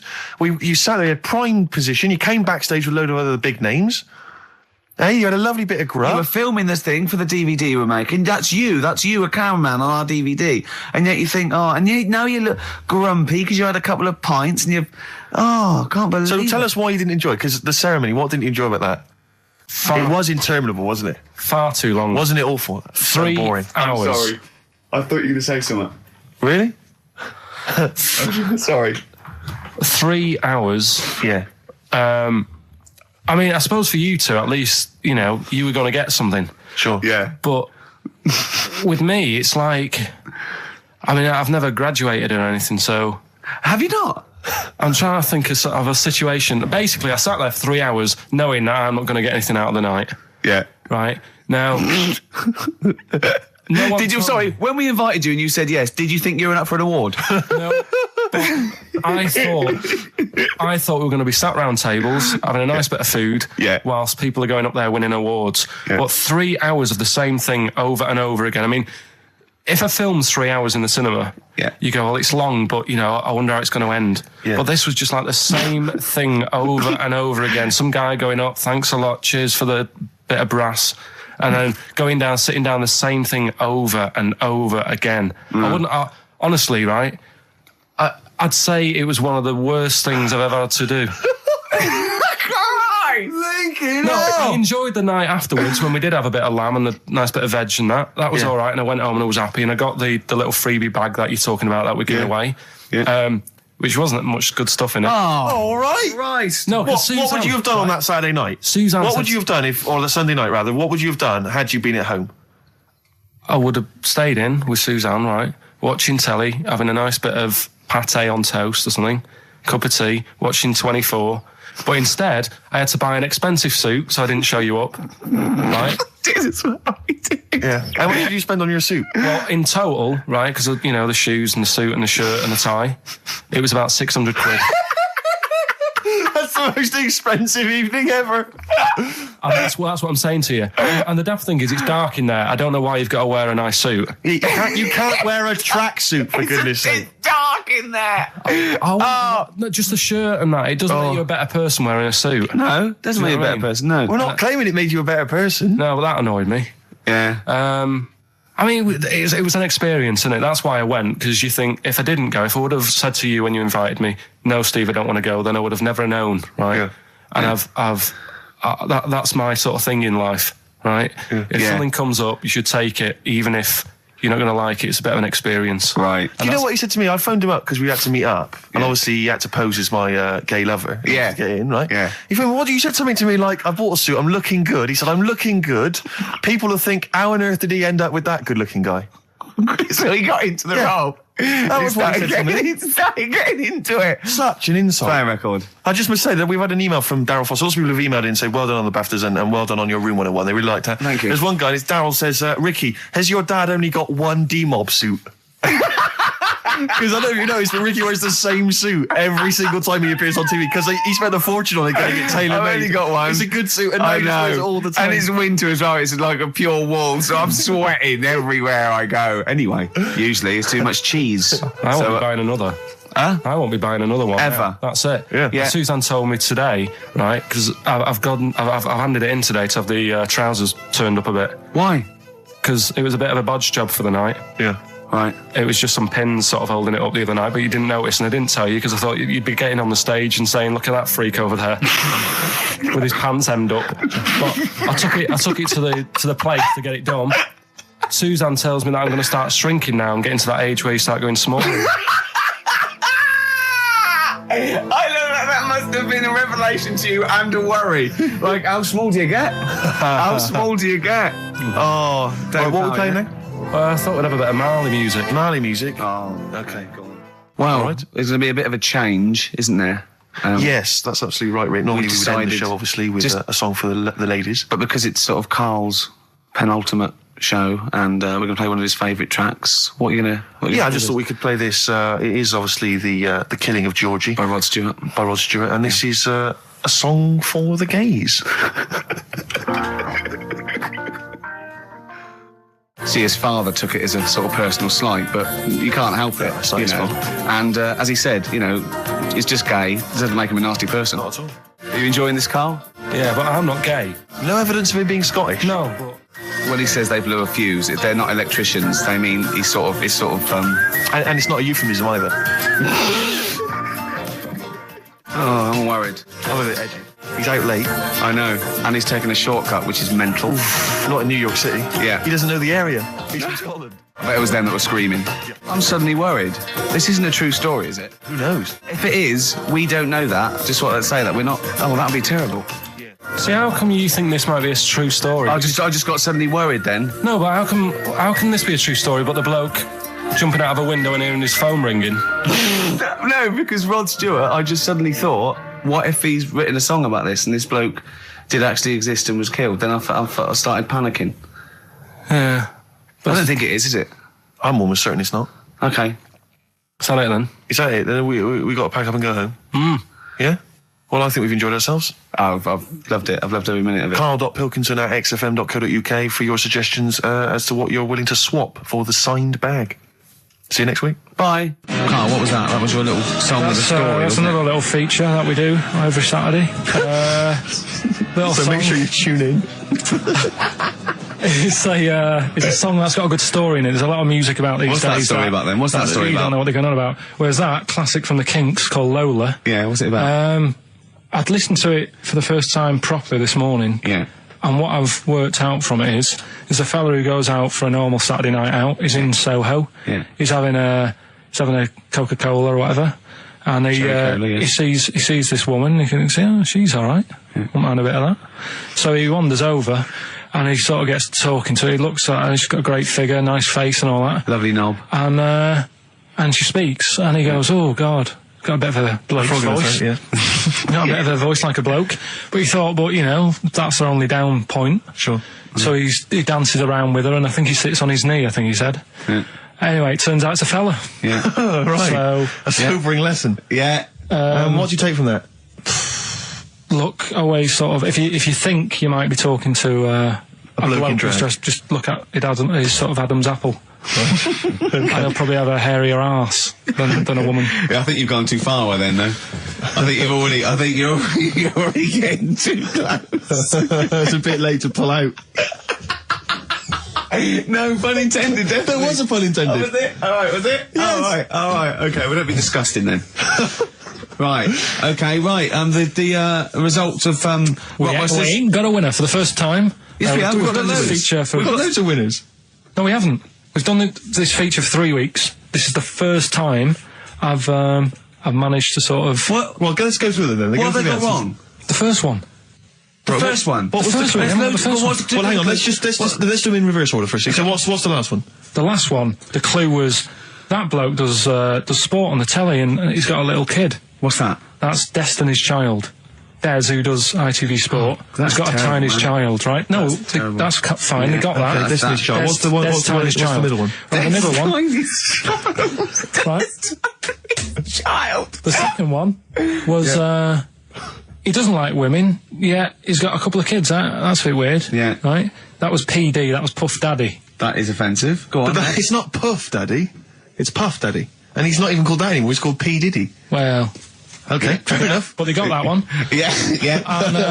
And if I'm being tight, these lot are as well. Yeah. Yeah. Tight means something in Manchester. Go on. Right. And the first one that they're having problems with, I don't think them birds should be allowed in this They've area. got it. Boyzone. It's not Boyzone. What's the clue again? I don't think them birds should be allowed in this area. That is perfect. A boy zone. No birds. No women. No women, yeah, birds, right? A boy zone. Sorry, Carl. If that isn't the answer, their clue is better than yours. That is brilliant. What was yours? Boy zone. It works perfectly. What's your answer then? Bangles. I have no idea what that means. Like seagulls. So you don't want them in this area, so you're banning them. Bangles.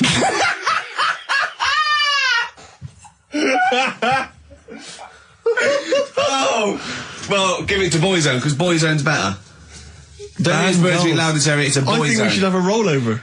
Carl beat them. Carl beat them. You have to use his logic, surely. But theirs works. You can't do what am I thinking. No, that's not what I'm thinking. It perfectly. It works perfectly. I think you've got to give it to the ones that got the boy zone. Well, how about, right, because they didn't actually get into my head.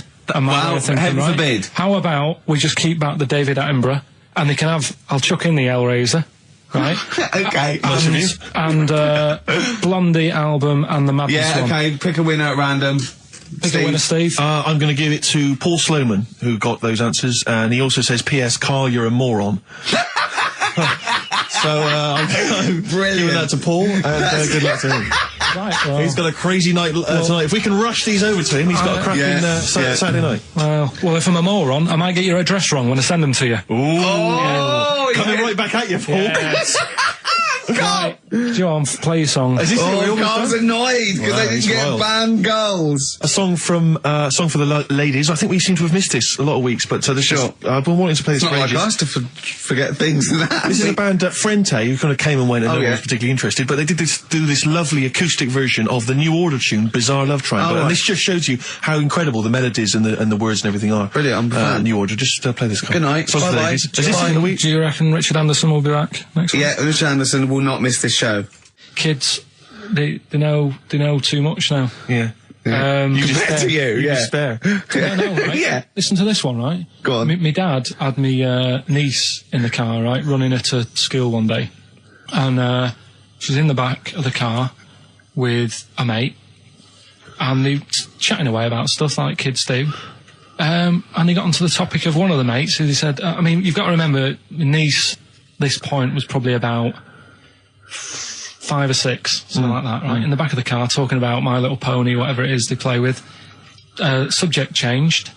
That Lisa in our class, she's a lesbian, isn't she? Right. That was that's what they were talking about. Yeah. Chatting away about it. Just openly talking about lesbianism.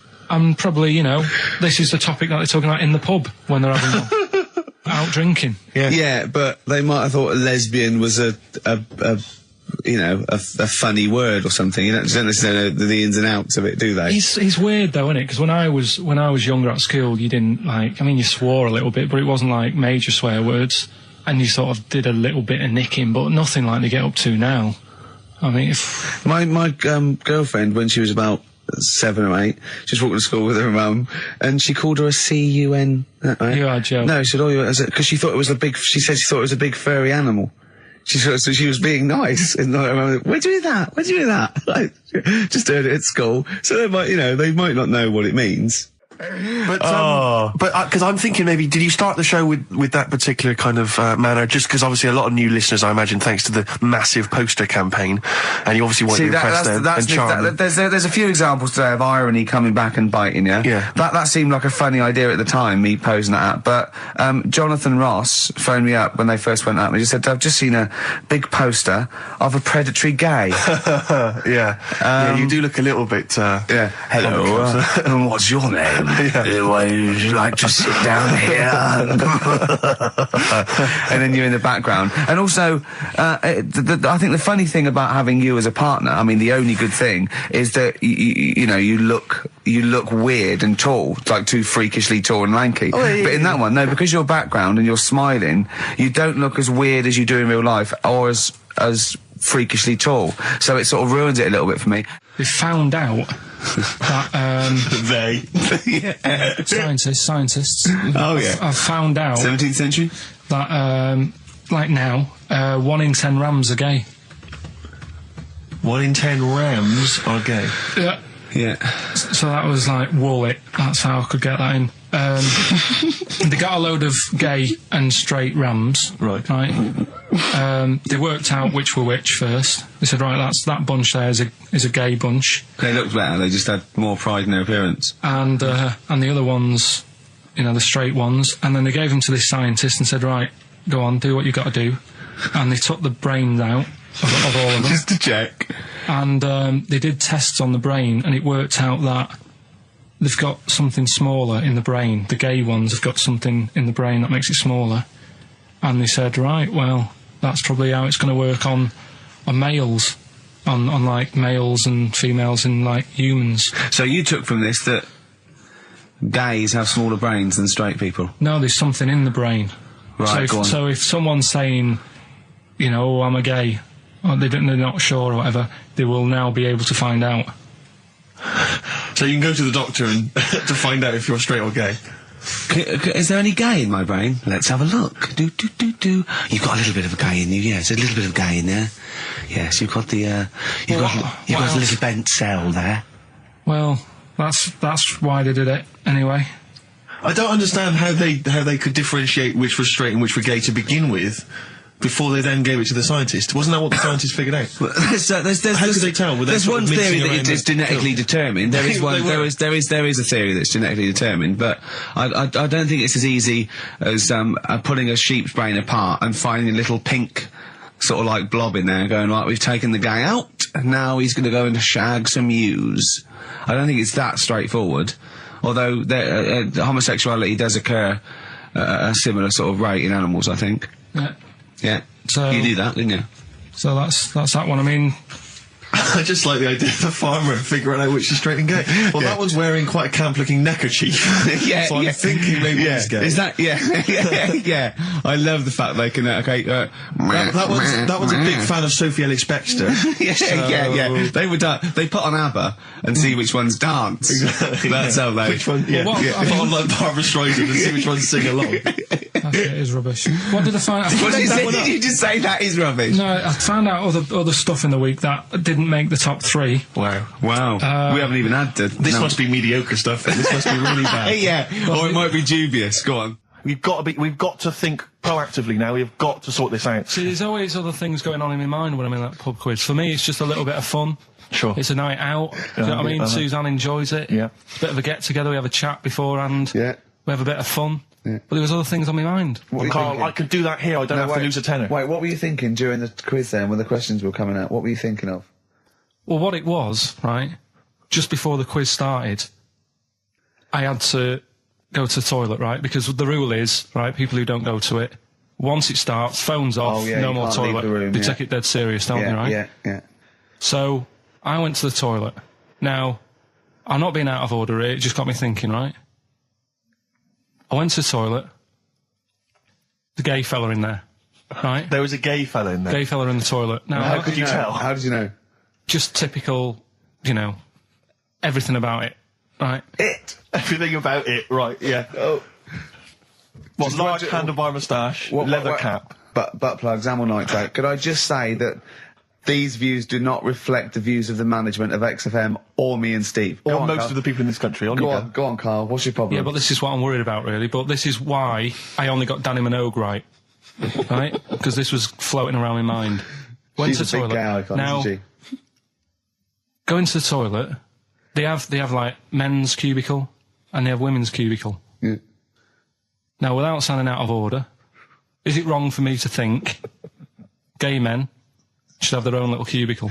Call in. They should have their own... Well, not cubicle, you mean an actual toilet, I suppose. When I was at the urinal, Yeah. normally, there's a fella there and then you go, all right. And there's no pressure. But I couldn't go. I was thinking, should I wait? If I go into the toilet, it'll look obvious.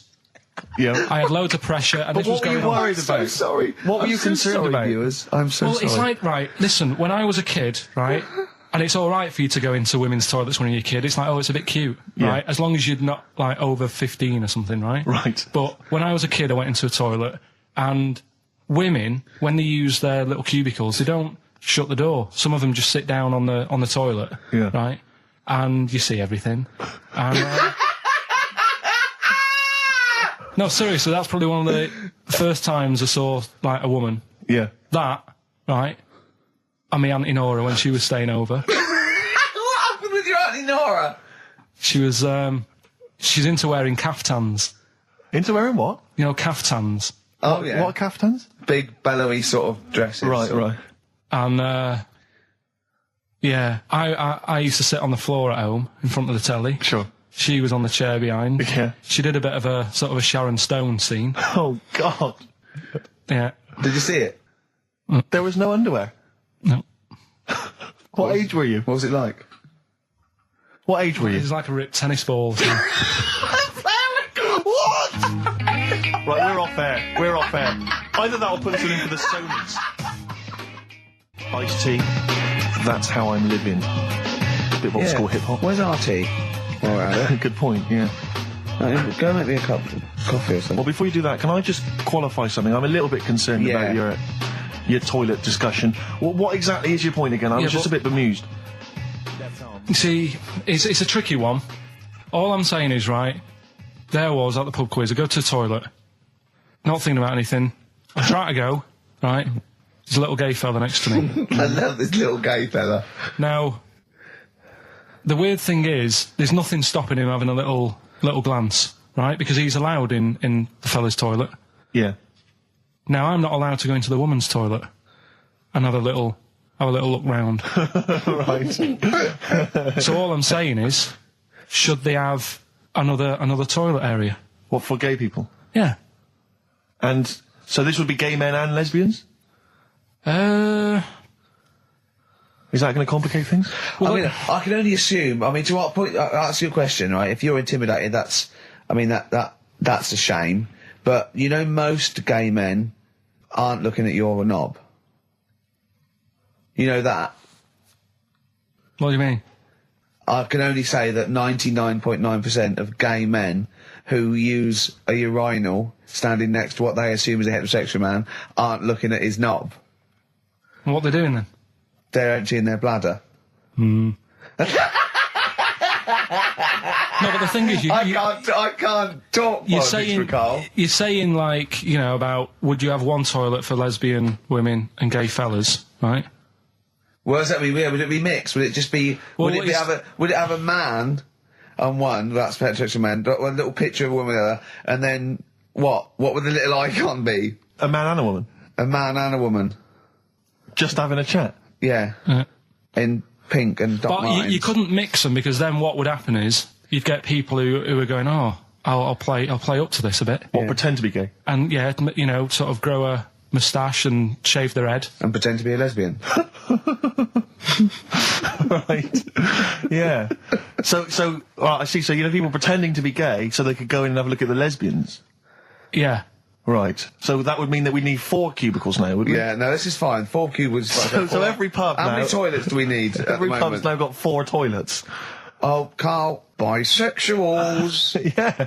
Now, interesting. Bisexuals. How many toilets do we need now? Call the council. Do you use any? Huh? No. No, because they're interested in everything, aren't they? Because a little bisexual fella will be looking at your knob. Right, with them, Yeah. what you do, you just have a door, you open it, and there's one urinal there, so you can't get a queue. They have to sort of wait. I just thought that, well, why can't there just be a thing between the urinals so no one can look at anyone else's knob? Wait a minute. Just to go back to Ricky's point, what stops, even if we've got the toilet for gay men, what stops the gay men who want to have a look at your willy going in the regular toilet and pretending that they're straight? Most men don't Who is gonna police this? wear gay across their No, head. exactly. They don't have a tattoo. There's no branding yet in the British house where they have to declare. So we're going to have to expand this. What so we've do all you- got to carry identity Do you know cards. you can see a gay, can you? Coming a mile off. No? No, I'll just hold it in next time. No. Can you tell gay men? Do you know a gay man? I'd say probably if you did if you lined some people up Yeah. and said point them out, I reckon I'd get. But hold on, we're not talking about people dressed in leather with the arse cut out and an handlebar moustache. Yeah. We're talking about, the everyday, No, non-seen. of course, Oh, no. well, yeah. But I mean, suppose I put you in a room and there was 10 naked men, right? Yeah. And there's 5 gay men and 5 hetero. Could you walk along that line looking at those gay... Am I naked No, you don't have to be naked. Why would you have to be to naked? catch them out? Play a record! How would you catch them out? Get excited. Don't go into it. Don't go into it. Don't go into it. Play a record. Miserable now. Would you share a toilet with Morrissey? From Manchester, you have a lot to talk about, wouldn't you? Yeah. We've had an email, Rick, from Jim, and he's just simply said, what about a separate cubicle for bold Mancunians? Wow. Makes a lot of sense. Yeah. You just have your own toilet. I'm Ricky Gervais, with me, Steve Merchant and Karl Pilkington, and a few new characters, Oh, Steve. I can't believe As you that. said, I know you love Moyles and his sort of wacky stuff, and Chris Moore, Edmonds, one of the greats, one of the and greats. Edmonds, and just all Oh, no, Edmonds. well, I'm going to go along the same sort of vein. I've come up with a couple of. Can I do a little? Can I show you one? I'm excited. Okay. Well, it always starts with a sort of doorbell. So it goes, ding dong. I go, oh no, hold on, Steve, hold on, Carl. Who's that at the door? Yeah. Hello. Oh, hello. Oh, look, it's Camp David, the right queer gay. Oh, hello. You look all gay today. Is that because it's nice weather? Oh, no, that's not what it means. Oh, have you got a girlfriend, Camp David, the right queer gay? No, but I've got a boyfriend. Oh, bye. Right. So there you go. We'll be hearing more from Camp David, the right queer gay, and the Holy other Fuck one, the funny the other little one. Chinaman. What?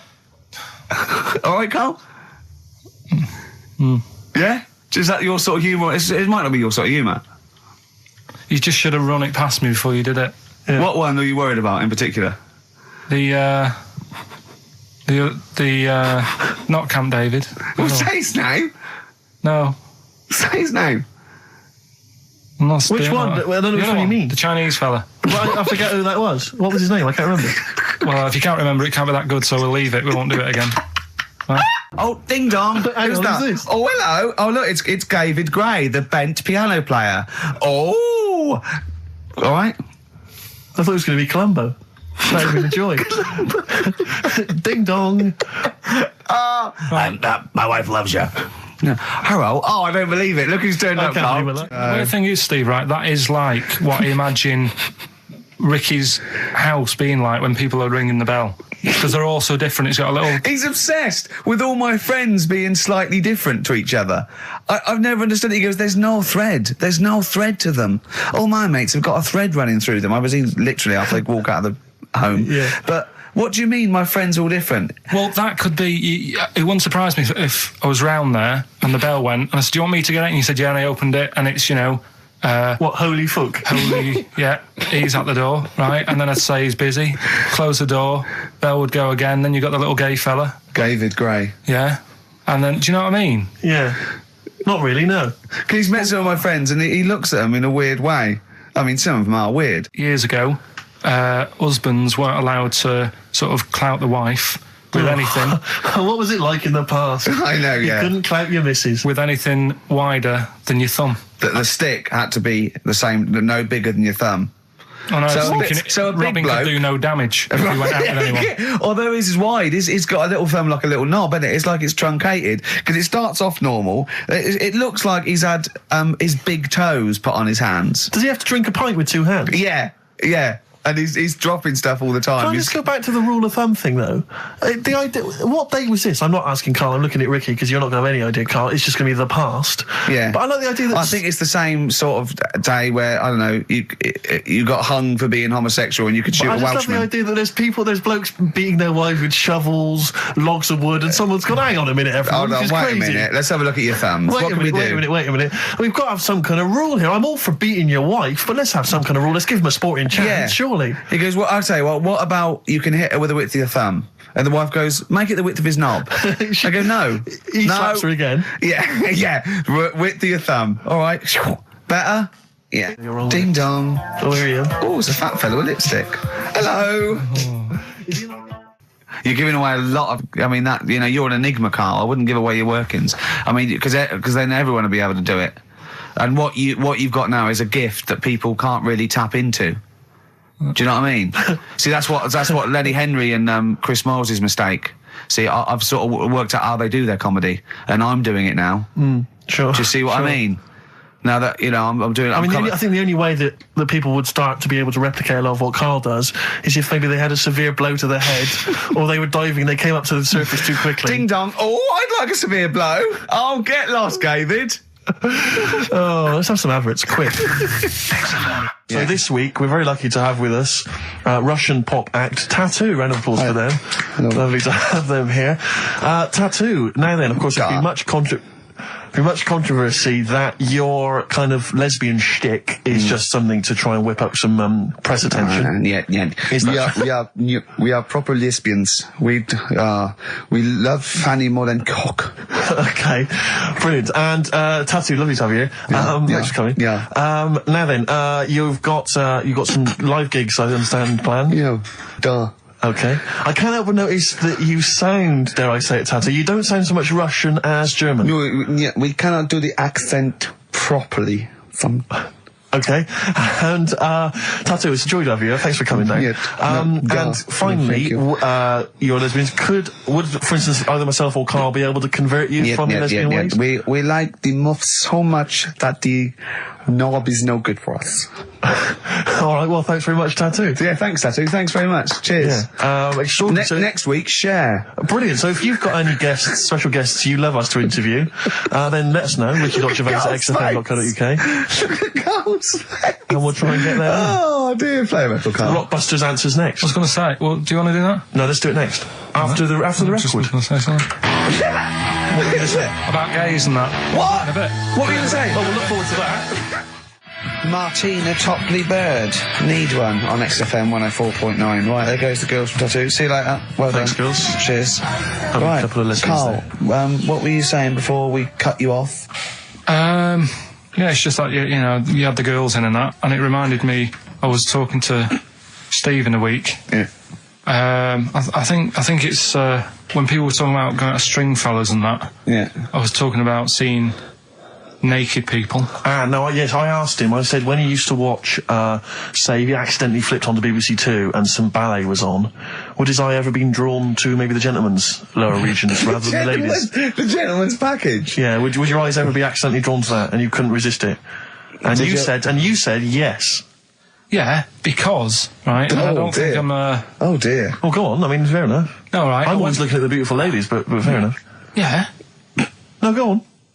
but right. Have you ever looked at Wayne Sleep's testicles? I went out. Have you ever looked at Wayne Sleep's penis and testicles?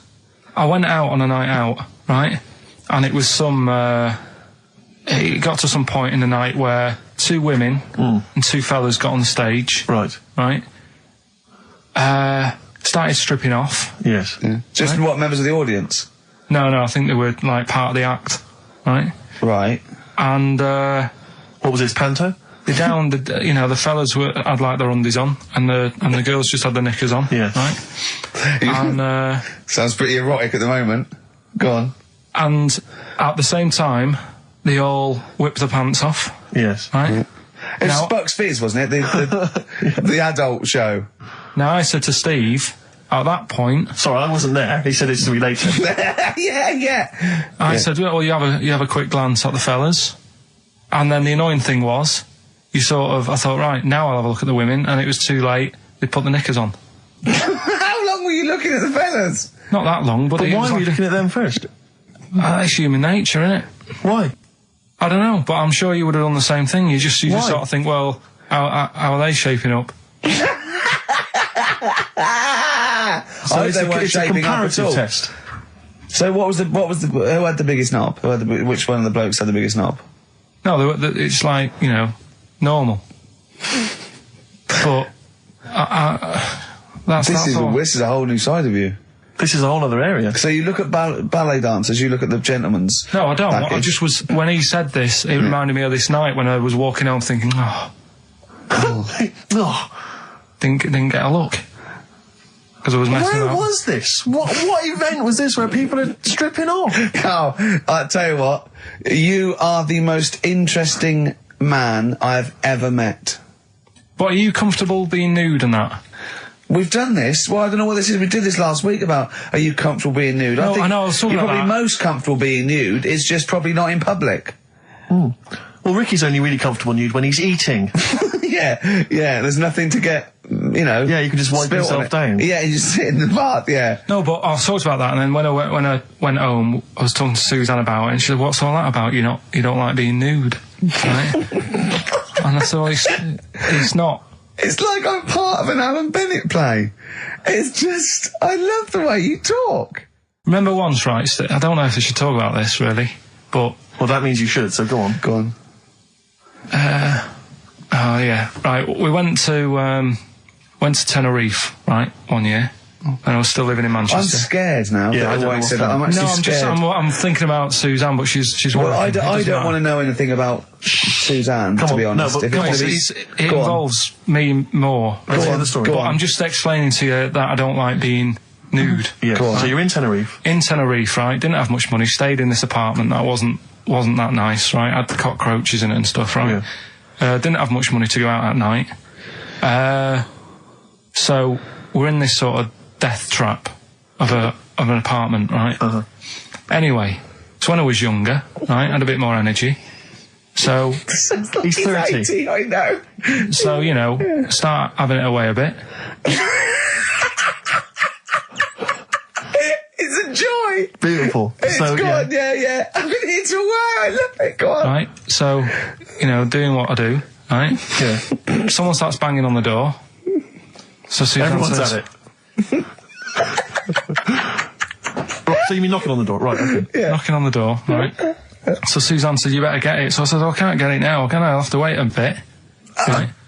I can't go to the door. Go on. So the banging's getting louder. Yeah. Someone at the door, Yeah. and she's like, "Hurry up! It must be important." I'm like, "In a minute." Just so anyway. I don't want to know anymore. Keep going. No, come on, finish the story. Open the door. It's a fireman. So I just stick my head round, and he's going, "You'll have to get out. The building's on fire." Right? So I'm like, "In a minute." Sorry, you weren't still having sex at this point?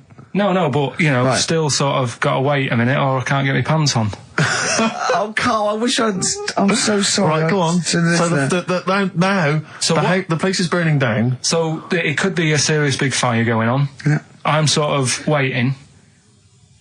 You can hear people sort of screaming and that, panicking. Is that because the door's open and you're nude? The fireman's saying, "Will you get out? Will you get out?" I'm saying, "In a minute."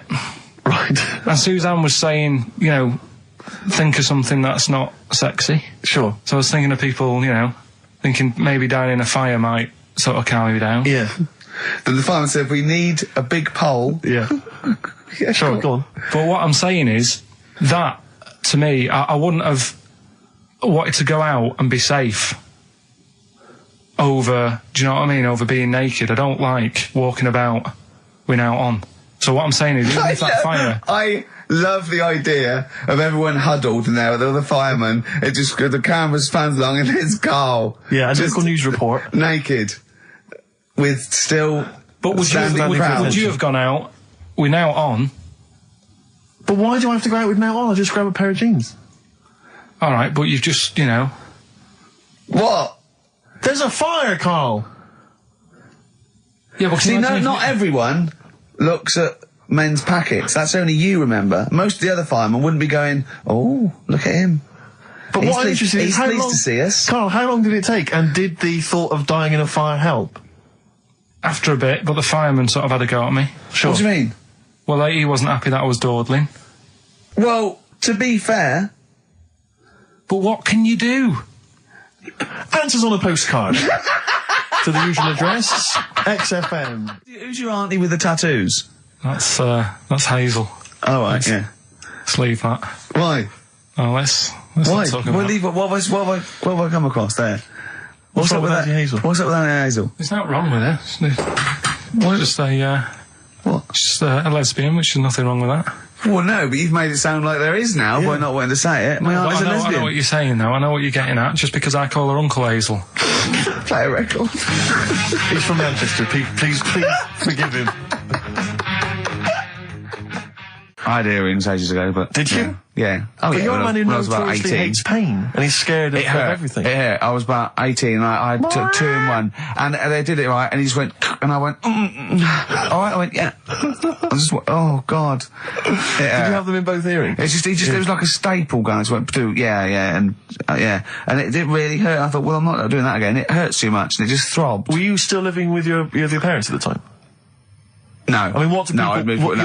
your kind of oiky Reading family, what would they have made of... Oh, well, they know I had them afterwards, yeah. And But did they take the mick? Oh, God, of course they did, yeah. Yeah. Rick, you ain't going to eat like that. Oh, you'll get followed. Oh, look at you. Look at that. Yeah. That's disgusting. And when I was new romantic, my mum said, bloody hell, I thought I only had one girl. Which is the earring? Because isn't it like one ear is for gay people and one is for straight people? Is that just a myth? Or I don't know. It might was be something to do with which ear you had it. Yeah, there probably was sort of like signs for that. Yeah, it's like when you're growing up, I had loads. Like right, a white polo neck, right, and a ring on your little finger. That means you're gay. Yeah. Yeah. Like you can see him coming. He's just consulting your little chart. Exactly. Hold on. White polo neck. Yeah. Those are the earrings in the left ear. I got it. I don't know where I am. Wasn't there that thing that the famous cover of Born Bruce to Run? Springsteen. Yeah. Where you didn't know the handkerchief. Yeah. It was the handkerchief in the right hand pocket. Dominant and was. Yeah, I don't know. But, where is this information? I wouldn't have known that. I might have gone around, with, if it was hot weather, something to mop my brow, I wouldn't have known that. What, can't the gay people kind of notify us? Can't we have some kind of website or something we can check do you still out? go to that pub with all those sort of like butch blokes? Lovely guys. With the moustaches and, leather caps, great guys. A lot of them are firemen, a lot of them are like traffic cops. Great people. You know what I mean? Fascinating you know people. you're safe in there. Yeah, it also says no women to... No. It's like you're just having a great time with the lads. And there's nothing... It's just brilliant. playing pool, stripped to your waist. Yeah, I know, yeah. I can talk. Oh, my back's still hurt. So, now coming up the Verve, after that, an amusing link about gay handkerchiefs. Oh, really? I'm looking forward to this.